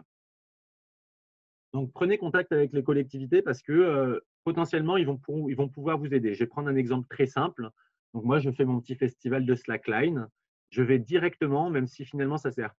Enfin, je pourrais les construire moi-même, les poubelles, mais on va tout le temps emprunter les poubelles de tri sélectif mises à dispo par la com d'Aglo. Nous, ça nous permet de montrer patte blanche, de se faire bien voir au niveau politique. Ça nous permet d'être mis au courant aussi des dernières consignes de tri parce que les choses changent. Donc là, par exemple, le centre de tri à côté de chez moi, il a brûlé. Donc potentiellement, ça va plus être les mêmes consignes de tri exactement. Et aussi parce qu'ils vont pouvoir vous mettre à disposition peut-être des kakémonos pour trier. Peut-être ils ont des employés déjà payés, des ambassadeurs du tri par exemple, qui pourraient venir faire de la sensibilisation gratuitement pendant votre événement. C'est extraordinaire. Peut-être qu'ils ont des enveloppes budgétaires autour de l'événement zéro déchet. Souvent, ils se sont équipés dans le cadre d'un plan local de prévention des déchets, d'un stock d'éco-cups qui peuvent vous laisser contre caution gratuitement. Donc, vous pouvez avoir des poubelles, des tables, de la communication, des ressources humaines gratuites. Deuxièmement, donc, ça va vous permettre, vous, de nouer des relations avec les institutions sur le long terme et de mieux gérer ça. Donc, un, les pouvoirs publics, important. Et deux, ça va, deuxièmement, de comprendre les effets et les impacts que vont avoir potentiellement votre événement et de bien comprendre les conséquences. Je m'explique. Donc, je reprends l'exemple du petit festival sportif là, en zone Natura 2000. En zone Natura 2000, c'est hyper important de savoir que, par exemple, au-delà des déchets qu'on réduit au maximum, le déchet, moi, à qui on va faire la guerre, ça va être la cigarette, parce qu'on est dans une zone où il y a la protection des oiseaux. Et donc, moi, si je n'ai pas envie que mon événement demain, si j'ai envie de bien m'entendre avec tous les habitants, et notamment, il y en a une bonne partie, ils sont adhérents à la LPO, et si je n'ai pas envie que la LPO porte plainte contre moi parce qu'ils ont vu des mégots et qu'il y a 3 faucons pèlerins qui sont morts étouffés à cause de l'événement que j'ai fait, bon, déjà, ça me rendrait très triste, et en plus, voilà, il y aurait la plainte de la LPO, et ben, je sais que je vais faire particulièrement attention aux mégots. Donc, travailler avec les associations locales, c'est hyper important. Je prends un exemple qui a été, par exemple, assez critiquer, en tout cas, c'est par exemple Tomorrowland. Tomorrowland, il y a des choses qu'ils ont bien fait sur les déchets. Par exemple, pour le tri des déchets, ils sont passés par Aremax. Mais a priori, il y a beaucoup d'associations locales qui n'étaient pas du tout contentes de la gestion environnementale de ce festival. Et a priori, ils n'ont pas été énormément inclus dans la gestion de ce festival. Je sais qu'il y a des polémiques là-dessus, je ne vais pas rentrer dessus, c'est juste les échos que j'ai eus. Hein. Je ne dis pas qui a raison ou a tort. En tout cas, je sais qu'il y avait des gens qui n'étaient pas contents.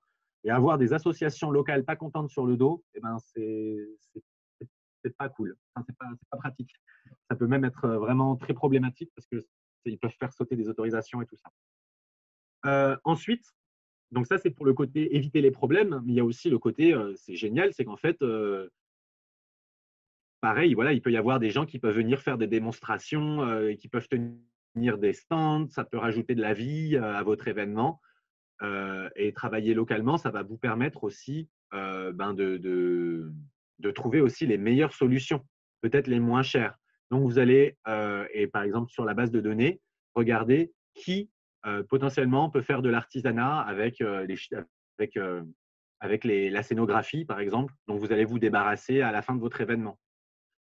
À Paris, vous avez, surtout dans le 93, à Pantin, c'est la Mecque de l'économie circulaire. Juste derrière Cité Fertile, vous avez la réserve des arbres, Recyclivre, Lemon Tree. Vous pouvez travailler avec des acteurs locaux. C'est moins cher parce que le coût du transport est moindre. Donc, ça va vous permettre de trouver les meilleurs prestataires pour gérer vos déchets. Et troisièmement, du coup, ça va aussi vous permettre de bien comprendre, de faire les bons choix eu égard à l'analyse du cycle de vie du produit. Je m'explique. Donc, dans certains endroits, par exemple, vous savez que le verre, il n'y a pas de système de recyclage de verre à proximité et que si vous confiez du verre à la collectivité, eh ben, le verre, en fait, potentiellement, il va partir très, très loin. Et donc, l'impact que vous allez générer ne sera pas bon. Je prends un autre exemple. Travailler avec la collectivité. Donc, nous, par exemple, sur le festival de Slack, on arrive à produire tellement peu de déchets que nos déchets sont dits similaires et assimilables à ce qu'un foyer pourrait faire. Donc, après un festival de 100 personnes qui dure 3 jours, en fait, on remplit, allez, on va dire, une benne de déchets ménagers non recyclables et une benne de déchets ménagers recyclables. Tout le reste est composté sur site, tout est bien fait. Et donc, on a négocié que en fait, ça pouvait être pris en charge gracieusement par la collectivité. Alors que, à contrario, si vous êtes des professionnels, si vous organisez un événement, un salon professionnel, un festival de musique, eh bien, vous êtes des professionnels, vous devez normalement payer pour la gestion de vos déchets. Ce n'est pas de la responsabilité de la collectivité de payer pour vos déchets, surtout si c'est un événement à but lucratif. Donc, vous allez devoir passer par un prestataire qui va vous facturer l'équivalent de 250 à 500 € la tonne, selon les conditions et les demandes que vous lui faites. Donc, le fait d'être en bon terme avec la collectivité, ils vont peut-être pouvoir accepter de gérer vos ordures ménagères gracieusement. C'est le cas à Bellastock, par exemple, ou Bellastock pendant le festival d'architecture. Vu que ça fait vivre le territoire, on travaille avec les associations, on donne on redore le blason circulaire des villes avec qui on travaille. Et ben, pendant le festival, ils nous mettent à disposition des bennes de 600 litres. Bon, là, on est 1000 et ça dure plusieurs jours. On en remplit le moins possible, mais on en remplit quand même et c'est pris en charge par la collectivité. J'ai énormément parlé. J'aimerais savoir, est-ce que vous êtes intéressé ou est-ce que peut-être vous n'êtes pas suffisamment peut-être dans des situations de mise en situation pour pouvoir travailler en petits groupes, mais j'aimerais bien faire 3 groupes, un groupe festival, un groupe tourisme et un groupe professionnel, et que dans chacun de ces groupes, il y a une personne qui dise bon, bah voilà, moi j'aimerais écrire mon manifeste que je vais envoyer à mes parties prenantes. J'aimerais faire un petit brainstorming pour savoir tenter d'estimer les déchets, ou j'aimerais analyser mon contexte local. Est-ce que ça vous dirait de travailler en petit groupe ou est-ce que je continue à dérouler la méthodologie? J'attends vos réponses sur le chat.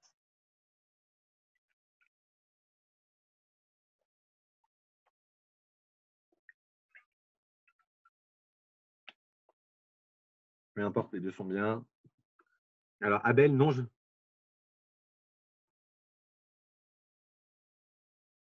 Ok, une préférence pour la méthodo, comme Magali. Bon, vous êtes très, très conciliant. Merci. Ok, il y a une petite majorité sur dérouler la méthodo. Donc, je vais continuer à dérouler la méthodo. C'est parti. Donc, je répète. Je vais répéter souvent parce que l'éducation, c'est la répétition. On écrit la vision, on écrit une petite page, 3 paragraphes pour expliquer pourquoi on veut mieux faire. Ensuite, on commence à travailler avec les employés pour essayer de faire un petit brainstorming pour réfléchir à quels sont les déchets qu'on risque de produire. Ensuite, on analyse le contexte local. On cartographie les parties prenantes, les autorités locales, les solutions. Et peut-être aussi, j'ai oublié d'en parler, mais les habitudes culturelles. Vous allez faire un événement avec des Parisiens, ça ne va pas du tout être la même chose que si vous faites un événement avec des gens qui viennent de Marseille ou de Lille ou des Finlandais, par exemple. Très important. Et ensuite, vous allez commencer à mobiliser des parties prenantes. Donc ça, c'est ma partie préférée, c'est la plus conviviale. Comment on commence à mobiliser les parties prenantes? Ce qu'il y a de plus important à mon sens, c'est de ne pas faire les choses dans votre coin. Souvent, les développements durables, c'est vu comme un truc d'emmerdeur. Donc, ça coûte cher. Ça demande parfois plus de travail. Et donc, en fait, si vous arrivez avec vos grands principes, mais qu'en fait, vous ne travaillez pas avec les gens, ça risque de ne pas marcher. Ça risque de ne pas marcher avec vos employés. Pourquoi? Je prends un exemple très concret. Voilà, une entreprise avait fait construire des poubelles de tri recyclables pour son événement. Et puis après, au dernier moment, ils avaient embauché d'autres gens pour faire la collecte des déchets.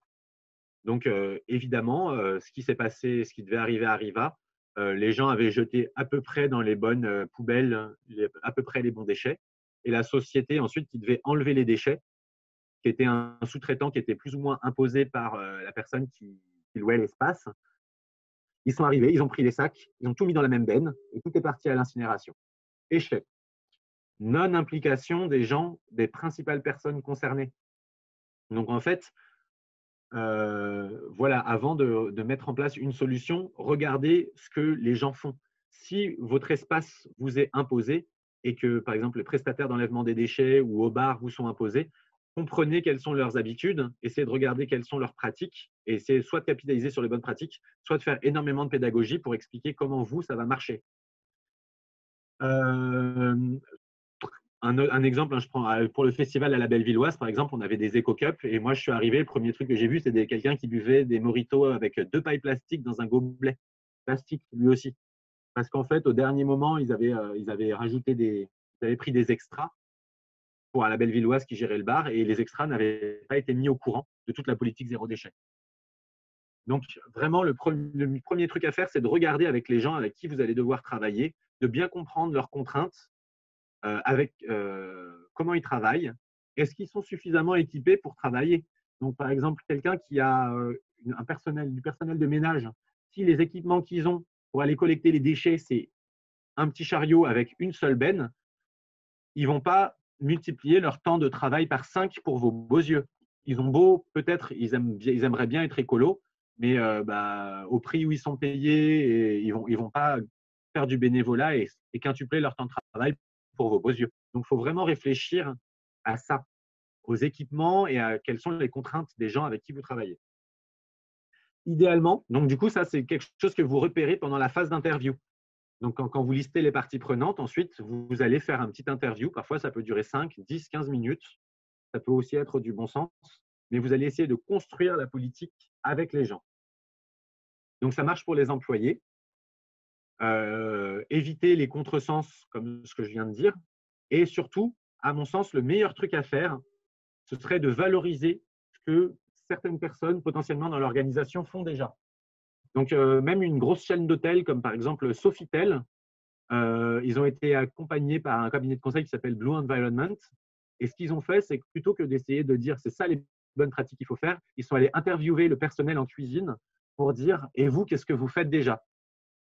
Et donc, en gros, toute la phase de sensibilisation sur voilà ce qu'on aimerait faire a été basée sur regardez, ben, il y a Clotilde et Jean-Pascal dans le Sofitel de Bangkok, par exemple.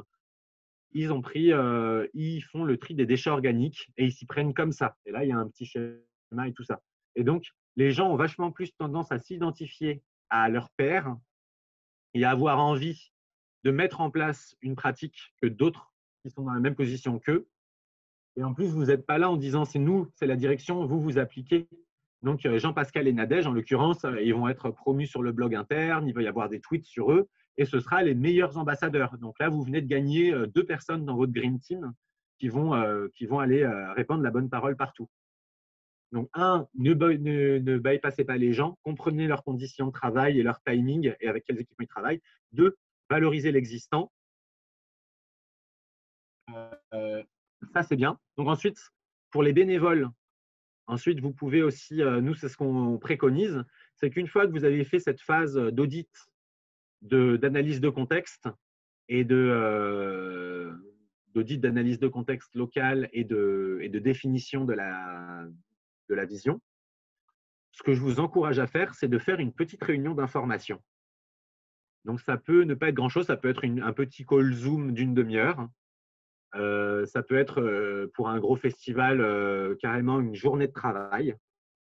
Et là, vous allez présenter le résultat de vos recherches et vous allez inclure du coup une part de participatif dans la mesure où vous allez consulter les gens sur est-ce que vous êtes d'accord sur l'audit ou sur la vision, est-ce que vous auriez des choses à rajouter, et ensuite vous pouvez embrayer sur les choses que je vais vous expliquer après, sur par exemple sur vous, selon vous, quelles seraient les priorités, comment on met ça en place, qui se forme, avec quel budget.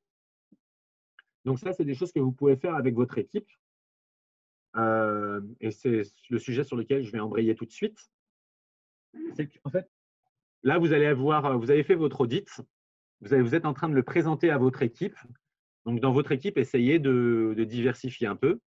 Vous pouvez avoir des bénévoles qui vont venir pendant votre événement, des usagers, la collectivité, peut-être un représentant du conseil municipal ou des prestataires, peut-être. Donc, regardez si vous faites ça avant ou pendant les horaires de travail ou à cheval. Ça, c'est un casse-tête que je vous laisse gérer. Et là, vous commencez à impliquer les gens. Donc, l'idée, vous n'êtes pas forcément en mesure de leur donner entièrement le pouvoir. Vous pouvez tout simplement leur dire, pour nous, c'est important de vous consulter, ou vous pouvez partir dans une démarche carrément hyper participative où là, vous montez un petit comité de direction et vous décidez ensemble. Si vous avez du mal à prendre des décisions ensemble, il y a des très bons MOOC sur la gestion par consentement proposés par l'Université du Nou sur la plateforme Colibri. Donc là, vous lancez vous présentez, vous faites amender du coup les premières recherches que vous avez faites, et ensuite vous allez demander aux gens de prioriser. Donc l'idée, c'est que vous ne pouvez pas tout faire parfaitement dès le début. Il va falloir choisir son cheval de bataille. Selon vous, je compte sur vos réponses dans le chat. Selon quels critères est-ce qu'il faut prioriser la gestion des déchets?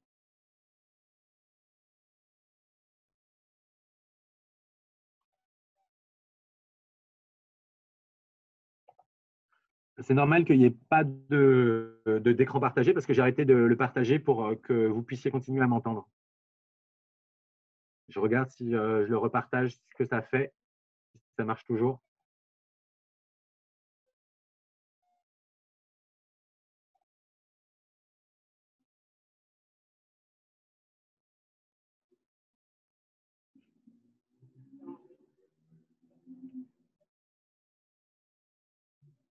Votre partage d'écran est en pause.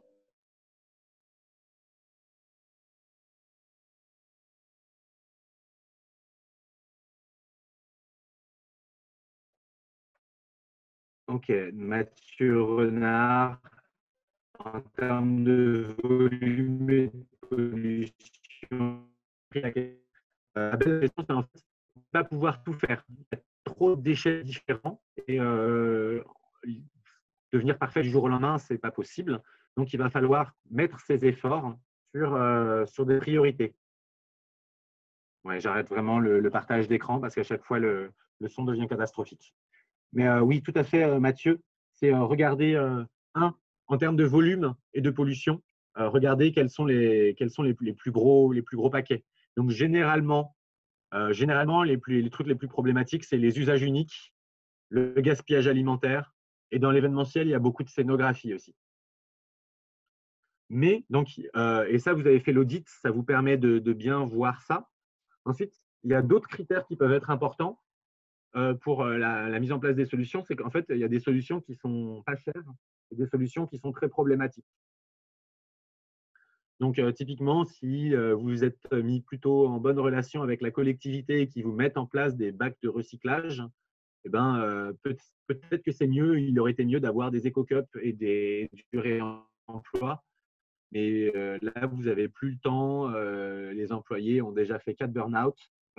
Et ben, dans ce cas-là, vous allez peut-être prendre la solution la plus facile parce qu'elle existe, alors qu'une solution plus pérenne ou plus intéressante aurait été difficile à mettre en place et aurait entraîné des conséquences financières trop compliquées.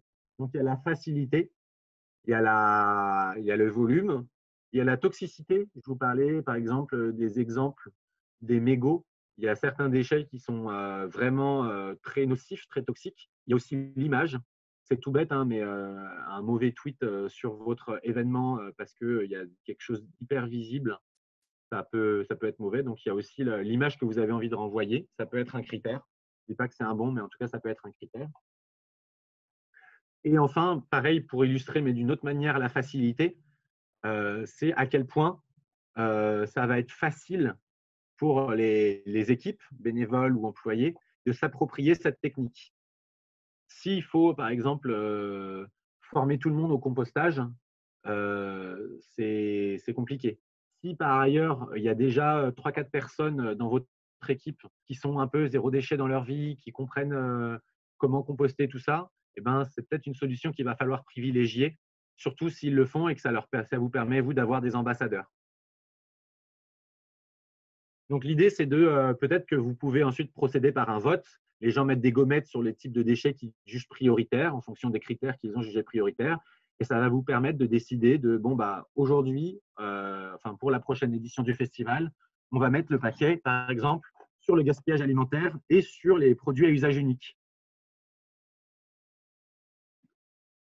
Et là, ensuite, il va falloir faire de la conduite du changement. Comment on fait de la conduite du changement ? Eh ben, il va falloir commencer à mobiliser vos employés, adapter votre discours.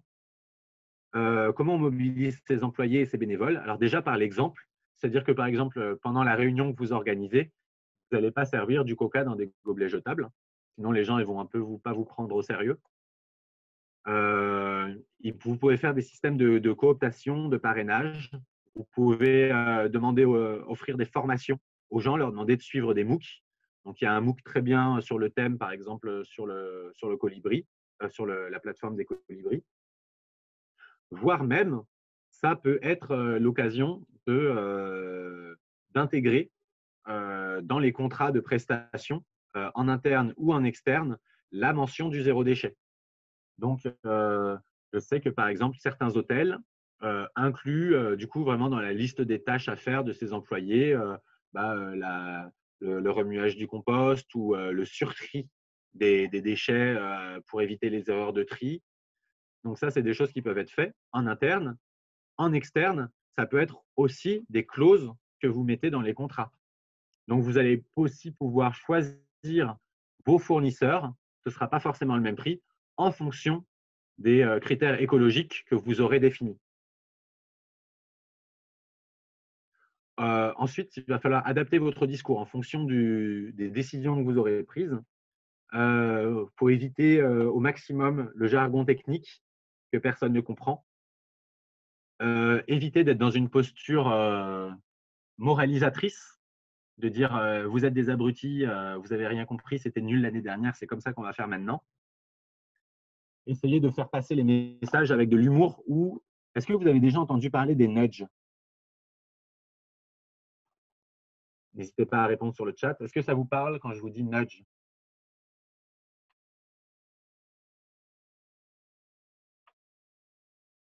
Non, personne.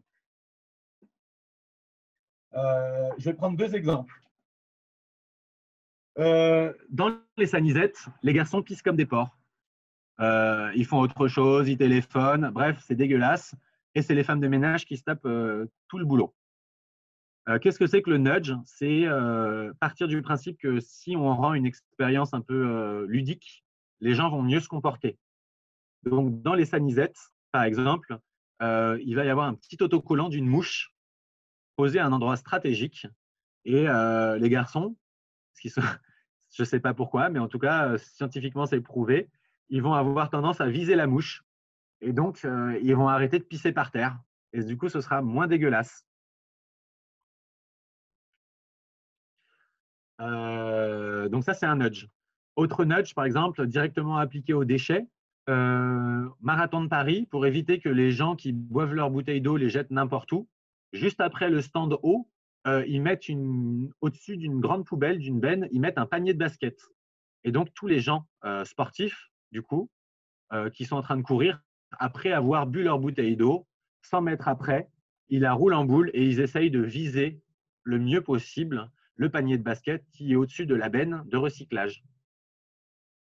Voilà. Donc, il y a 2 options. Hein. Il y a l'option, on comprend que les gens sont intelligents et on leur donne des bonnes informations pour leur dire bah, vous êtes responsable, donc vous allez bien agir. Ou il y a le truc, bah, vous êtes un peu des grands gamins débilos, donc on va vous faire tout sous forme de jeu pour que, voilà. Vous pouvez jouer sur les 2 cordes, mais en tout cas, c'est une manière de communiquer, c'est les nudges. Ça marche plutôt pas mal. Il est 38, on se dirige doucement vers la dernière vingtaine de minutes. Je vais du coup prendre, quand vous communiquez, est-ce qu'il y a un exemple qui me semble vraiment très pertinent que j'aimerais vous partager? Ouais, et puis la communication, enfin, le truc qui est vraiment important, c'est le facteur humain. Je vous disais, il y a énormément de festivals qui mettent en place plein de bonnes choses. Mais en fait, par exemple, le soir, quand les gens sont un peu saouls, rien ne remplace des gens pour parler. Et c'est ce que fait, je cite souvent l'exemple d'Aremax. Aremax, ils ont des teams de bénévoles qui vont écumer les festivals pour faire le tri des déchets. Et ils ont plusieurs fonctions. Ils vont sensibiliser les gens avec des panneaux, des petits cendriers de poche, des poubelles rigolotes, qui vont faire que les gens vont mieux se comporter. Et la deuxième action qu'ils font, c'est que souvent, après, ils vont ouvrir les poubelles et ils vont retrier après ce que les usagers ont mal fait. Donc, juste pour dire que vous aurez beau mettre en place des super infrastructures, des poubelles rutilantes et tout ça, il n'y a rien qui marchera mieux que le fait de bien parler avec vos employés, bien parler avec vos festivaliers ou vos gens. N'hésitez pas, par exemple, à intégrer ça. Nous, c'est ce qu'on avait fait pour le festival Make Sense. Il y a un petit livret d'accueil, par exemple, où il y a un mail ou sur le billet carrément. Pour le festival Make Sense, les gens recevaient un mois avant l'événement, la veille et le jour J, et sur la petite feuille d'émargement, on rappelait aux gens les règles de l'événement pour que ce soit 0 déchet. Donc, nous, on avait décidé que les gens ils garderaient leur éco-cup toute la journée, qu'il fallait qu'ils participent à une disco soupe et qu'il fallait qu'ils viennent sans rien dans leur sac à dos parce qu'on leur pourvoyait tous leurs aliments. Donc, n'hésitez pas vraiment à utiliser tous vos canaux de communication pour diffuser un maximum. Du coup, ces messages, comme je disais, sont non moralisateurs, drôles, le plus possible. Je vais prendre 2 cas concrets maintenant parce qu'on a parlé pas mal de la démarche. Donc, je vous rappelle que la démarche est entièrement explicitée sur le site internet. Maintenant, j'aimerais qu'on parle éventuellement de deux cas concrets que je trouve assez intéressants. On va parler plastique à usage unique et on va parler gaspillage alimentaire. Est-ce que dans le chat, les personnes présentes, vous pouvez m'indiquer peut-être, est-ce que vous avez des questions particulières sur ces deux sujets?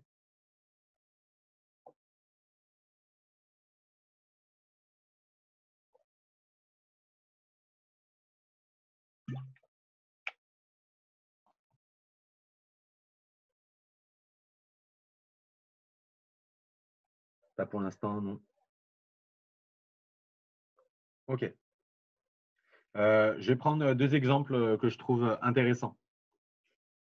Je vous avais parlé de toutes ces bouteilles qui vont dans plein de pays en disant c'est super, c'est recyclable, mais qui ne sont pas recyclées. Il se passe exactement la même chose dans les événements avec les gobelets compostables et les gobelets consignables. Exemple au Stade de France, par exemple. Au Stade de France, ils avaient des gobelets consignables, mais par exemple, ils avaient fermé les stands qui permettaient de déconsigner à la sortie. Du coup, tous les gens ils sont sortis du stade, ils ne savaient pas où déconsigner leurs gobelets, du coup, ils les ont jetés par terre. Donc, fausse bonne pratique. Pourquoi? Parce que si on analyse l'intégralité du cycle de vie de l'éco-cup selon l'ADEME, pour qu'un éco-cup soit écologiquement intéressant, il faut qu'il soit réutilisé 7 fois. S'il est utilisé moins de 7 fois, c'est plus intéressant d'avoir un gobelet en plastique jetable. C'est surprenant que ça puisse paraître. Voilà, sur l'analyse complète du cycle de vie, un éco-cup, c'est intéressant que s'il est utilisé que 7 fois. Donc, par exemple, qu'est-ce qu'il ne faut pas faire en termes d'éco-cup? Un, faire un système de déconsigne qui ferme trop tôt ou qui ne soit pas visible. Ou, grand classique dans les festivals, c'est faire des éco-cups avec marqué, par exemple, Solidays 2016. Super. Et on en fait quoi en 2017? Et donc, en gros, c'est super en disant oui, mais les gens les gardent comme goodies. Non, mais ça suffit, les goodies, il faut arrêter. À partir d'un moment, dans la chambre de chaque adolescent parisien, en ce moment, il y a déjà 25 éco-cups qu'il a déjà récupérés dans 25 festivals. On n'a pas besoin de 25 gobelets à brosse à dents, quoi. Donc, surtout, ne millésimez pas vos éco-cups, sinon, ni vos kakémonos, ni quoi que ce soit. Sinon, ils ne peuvent pas être réutilisés d'une année sur l'autre. Et plus les gobelets sont réutilisés, plus le coût écologique est amorti, plus c'est intéressant. Donc, voilà deux bonnes pratiques à bien comprendre, sans quoi, en fait, ça peut devenir des mauvaises pratiques. Donc, qu'est-ce que ça suppose aussi, du coup, une bonne gestion avec des éco-cups? Ça suppose que vous avez une équipe dédiée pour le lavage, pour la déconsigne, pour la distribution. Ça suppose aussi que vous soyez passé par un bon fournisseur d'éco-cups. Il y a un peu de tout et n'importe quoi. Moi, je recommande Esprit Planète, qui est à Rennes, je crois, et qui travaille avec un ESAT avec du plastique recyclé. Voilà, donc ça, c'est pour les éco-cups. Et toujours pour rester dans la thématique gobelet, et pour émettre peut-être aussi, mitiger un peu ce que disait, je crois que c'est Mathilde, par rapport à l'Hollande, par rapport au PLA. Je sais pas, je ne connais pas très bien les habitudes des Hollandais en termes de recyclage. J'imagine qu'ils sont plus disciplinés que les Français. Mais le PLA est un plastique qui peut poser problème. Pourquoi? Par exemple, si vous faites du PLA dans un festival, les gens ne font pas la différence entre du PLA, qui est une forme de plastique translucide, et du PET, qui est la bouteille classique. Donc, ils vont jeter, si on n'y prête pas attention, leur bouteille de plastique en PLA dans les bacs qui vont aller avec le PET. Et si ces bacs ensuite sont acheminés au centre de recyclage, par exemple, eh ben, d'une certaine manière, le PLA ne va pas pouvoir se mélanger avec le PET et ça va abîmer la recyclabilité des autres déchets. Donc, par exemple, si sur votre festival, vous avez des choses en PLA, eh ben, il va falloir hyper bien communiquer aux participants le fait que tel type de bouteille, il faut le mettre dans tel type de bac. Et vous assurer aussi après que ce PLA, il sera correctement soit recyclé localement, soit amené vers les bons prestataires. Donc ça, c'est voilà, je vous donne un autre exemple de fausse bonne pratique. Parce qu'aujourd'hui, par exemple, il y a des produits qui commencent à sortir en PLA. Il y a un super produit, par exemple, qui s'appelle Vegan Bottle. Ils font des bouteilles sur le côté sanitaire, hygiène, recyclage et tout ça. C'est vachement bien parce qu'en plus, il fait ça avec un coproduit agricole qui est la bagasse de canne à sucre. Mais ça peut poser des vrais problèmes pour les filières de recyclage. Donc, ça suppose, vous ne pouvez pas prendre juste une partie de solution. Si vous faites du PLA, il faut mettre en place la filière de collecte et de recyclage appropriée derrière. Enfin, dernier exemple de mauvaise bonne pratique liée aux gobelets, c'est les gobelets soi-disant compostables. Souvent, il va falloir vérifier les allégations environnementales des fournisseurs et des vendeurs de gobelets parce que compostable, ça veut parfois tout et rien dire. Parfois, les gens mettent compostable alors que c'est biofractionnable. C'est juste que c'est pas compostable, ça ne va pas retourner au monde organique. Ça va juste se fractionner en toutes petites particules de plastique invisibles à l'œil humain, mais qui seront hyper nocives. Pareil, il y a beaucoup de choses qui sont dites soi-disant compostables, qui ne vont être compostables que dans des conditions de composteurs industriels, avec un certain taux d'acidité, un certain taux d'humidité et de chaleur.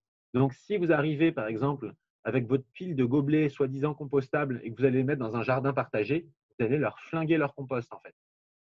Donc, vérifiez bien les allégations environnementales de vos fournisseurs. Déjà, il y a ça. Et il y a une deuxième chose qui est hyper importante, c'est que souvent, les gens ne vont pas savoir ou ne vont pas s'intéresser vraiment au fait que vous ayez des gobelets compostables. Donc, s'ils ont des gobelets compostables, mais qu'après, ils les jettent dans les ordures ménagères et que ça part à l'incinération, ce n'est pas forcément intéressant écologiquement. Donc, pareil, chaque solution, il y a vraiment des pour, des contre. Il faut essayer de comprendre l'intégralité de la solution en termes d'infrastructure, en termes de communication, en termes de gestion d'en fin de vie. C'est hyper important, sinon en fait, c'est contre-productif. Ça va vous coûter plus cher, ce ne sera pas forcément meilleur pour la planète et vous allez passer potentiellement, vous n'avez pas les effets positifs en termes de communication escomptés. Pour que vous puissiez repartir avec quelques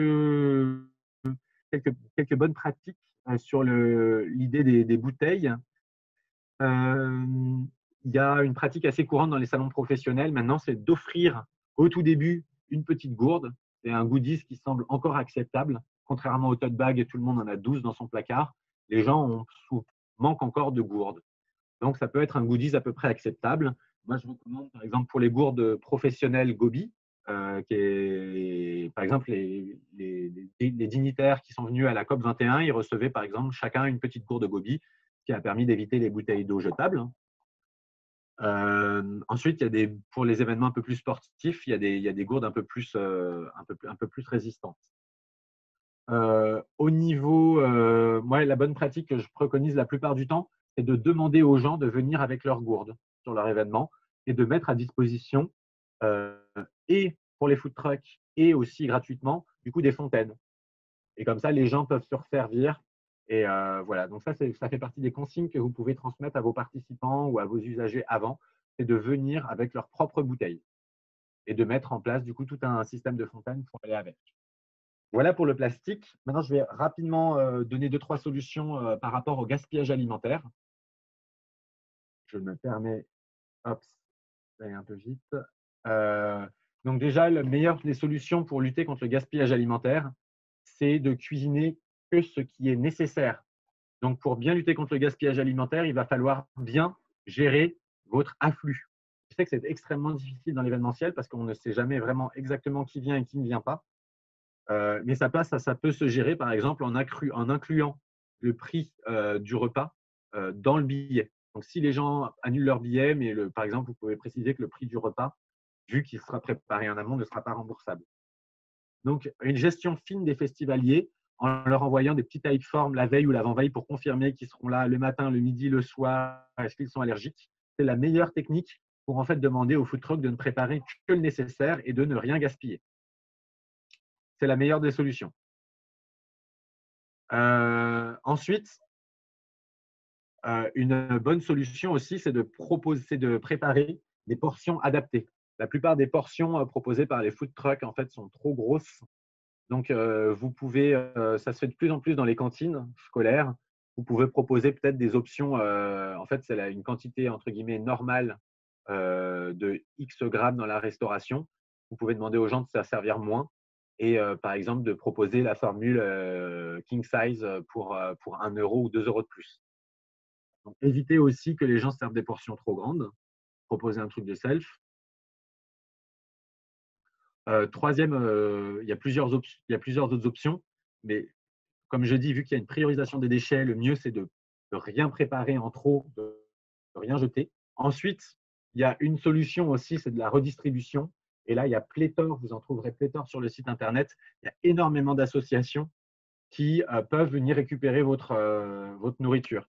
Et là, je vous en supplie, moi-même étant une de ces associations, ça se gère aussi en amont. Ça fait partie des associations que vous pouvez faire venir en amont lors de votre réunion d'information. Donc, il ne s'agit pas le jour même de se rendre compte que vous avez 500 sandwichs en trop et d'appeler les Restos du Cœur en disant « Hey, venez tout de suite chercher 500 sandwichs, on ferme dans 1 heure ». En fait, les associations ne sont pas les valets des gens de l'événementiel. Et souvent, ça fonctionne avec des bénévoles. On n'a pas beaucoup de véhicules. Donc, en fait, on peut le faire éventuellement, mais on a besoin de s'organiser. Et pareil, on ne peut pas venir chercher des sandwichs n'importe comment sur des plateaux. Parfois, il va falloir respecter la chaîne du froid. Il va falloir, certaines associations vont devoir mobiliser un camion frigorifique. Peut-être que ce serait plus pratique de nous les conditionner dans tel type de carton. Donc, tout ça, ça s'anticipe. Si vous avez envie de donner, ce n'est pas au dernier moment où vous vous dites que vous vous sentez trop mal de dire que tout ça va sortir à la poubelle. Donc, vous anticipez que potentiellement, vous allez avoir des pertes et vous envisagez ça avec l'association. Comme ça, ce sera plus facile. Et évidemment, ensuite, la dernière solution, mais qui est moins préférable que la prévention ou que la réutilisation, mais qui est quand même nécessaire, c'est une bonne gestion des déchets organiques, passe par minima le compostage. Si vous avez des gobelets compostables, assurez-vous qu'ils soient correctement compostés. Je vais encore citer nos partenaires qui nous ont pas mal aidé à faire la toolbox Aremax, mais eux, ils viennent avec une animation, par exemple, sur les festivals, ils ont un vélo broyeur. Et donc, en gros, tu pédales et ça actionne des lames. Et les gens, une fois qu'ils ont fini leur gobelet compostable, ils le jettent et ça le réduit en confetti. Et du coup, ça accélère le processus de compostage des gobelets. Et ensuite, vous passez, si vous êtes un professionnel, vous passez par des prestataires comme les alchimistes, comme Love Your Waste, comme Moulineau Compost, qui viendront chercher, enlever vos déchets organiques et qui vous factureront au poids. Voilà, j'ai survolé la méthodologie. Je n'ai pas parlé de la mesure d'impact, mais je vous laisserai peut-être aller plus loin. J'ai cité 2 exemples sur les déchets organiques et sur le plastique. Là, je vais laisser la parole à la Maison des Canaux pour qu'ils concluent pendant 2 minutes et peut-être laisser la place à quelques questions dans le chat si vous en avez. Et je vous encourage du coup à regarder les ressources, non seulement sur mon site, je prêche un peu sur ma paroisse, futureofwaste.org, mais je vous encourage aussi à vous intéresser, à vous mobiliser localement. Rejoignez un groupe Zero Waste, regardez les excellents travaux que font le REFER, que font Surfrider et que font la fondation Hélène MacArthur. Leurs contacts, je crois, sont sur le site. Vous pouvez vous servir de ce site comme plateforme pour aller naviguer dans les différentes associations. Je passe la parole à Claire pour qu'elle puisse conclure. Merci beaucoup Antoine et merci à tous pour cet atelier très enrichissant et très intéressant. Le Festival de l'économie engagée des canaux continue et on se retrouve à 17 h aujourd'hui pour la rencontre avec voyageurs du monde et acteurs de tourisme durable autour du tourisme de masse et des responsabilités, et à 20 h pour la projection du documentaire Les Pédaleurs sur la plateforme Imago, suivie d'une table ronde avec les réalisateurs du film et des acteurs de la mobilité douce. Voilà, merci beaucoup à vous et je laisse place aux questions si vous en avez. Alors, Mathieu Renard a une question. Y a-t-il des outils ou des organismes qui permettent d'estimer la pollution évitée par l'utilisation de matières recyclées ou upcyclées? Par exemple, en utilisant une scénographie en bois recyclé, ça a permis de ne pas abattre 3 arbres et de ne pas émettre tant de kilos de CO2. C'est une excellente question, Mathieu, et c'est une excellente question qui est extrêmement difficile à répondre. Pourquoi? Parce que aujourd'hui, la plupart des flux de déchets sont estimés en volume, en poids. Or, un déchet s'estime aussi par rapport à son utilité et à sa toxicité, et que la plupart des analyses aujourd'hui, comme par exemple le taux de CO2, occultent énormément d'autres variables qui sont très problématiques. C'est un peu comme si je disais on a sauvé X tonnes de bois. C'est comme si je disais, comme si on estimait la valeur du Louvre, la superficie en mètres carrés des tableaux. Ce n'est pas forcément pertinent. Donc moi, ce que je te conseille de faire, plutôt que de vouloir avoir un indicateur unique qui serait le CO2, et ça, si tu veux le faire, tu peux passer par, il y a des estimatifs sur le site de l'ADEME. Donc, il y a une ressource qui s'appelle OptiGED qui donne des équivalents consommation pour différents types d'objets, des meubles, des téléviseurs, des vêtements. OptiGED de l'ADEME, donc l'Agence pour le développement et la maîtrise de l'énergie. Ils ont pas mal de ressources. Si vous allez sur le site internet, quand il y a mesurer votre impact, moi, ce que je te conseille, c'est de parler aussi avec des chiffres qui parlent aux gens. Donc, par exemple, quand tu sais que tu vas donner ton estrade à une association, et ben, en fait, tu dis on avait X tonnes de bois qui sont partis à l'association et qui repartiront pour une seconde vie ou qui servira au secteur culturel. On a tout fait en bois de récup. C'est l'équivalent de 12 arbres qu'on a sauvés. Donc, l'idée, c'est de ne pas se parer d'une rigueur scientifique que tu ne peux pas avoir parce que c'est trop complexe et que même, enfin, à mon sens, ceux qui se parent d'une rigueur toute scientifique en disant voilà les données exactes, c'est pas exact parce qu'en fait même le choix des critères est à mon sens arbitraire et insuffisant. Et voire même il y a pas mal de gens qui font des analyses carbone très poussées mais qui trichent allègrement. Coucou Volkswagen. Donc moi j'utiliserais en fait des images extrêmement simples que tu peux entre guillemets trouver toi-même avec une règle de 3 et sans forcément te fier à des critères hyper scientifiques en disant voilà, bah, tu prends le poids moyen d'un arbre, si tu sais que ta récup elle est faite en sapin Douglas par exemple, tu sais qu'un Douglas ça pèse tant de tas, que tu as fait ça, bah voilà, on a sauvé 3 arbres en donnant ce ne sera pas un impact carbone, mais peut-être que ça parlera plus aux gens finalement si tu essaies de communiquer.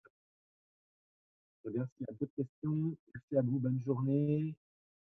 Tac. Et ben, je crois que c'est tout. Il est 58. On va finir à l'heure, ce qui est extraordinaire. Merci à toutes et tous. Je me permets de mettre mon email dans le chat. Donc, moi, c'est antoine@makeasense.org. Si vous avez d'autres questions, si vous avez envie de suivre une formation, si vous avez envie de transformer complètement votre organisation ou d'organiser des groupes locaux passionnés par l'événementiel durable sur vos territoires, bah, vous pouvez m'envoyer un petit mail. Je n'y répondrai pas maintenant parce que je pars en vacances, mais j'aurai grand plaisir à donner des compléments d'information. Je vous souhaite à toutes et à tous une excellente journée et je vous dis à bientôt.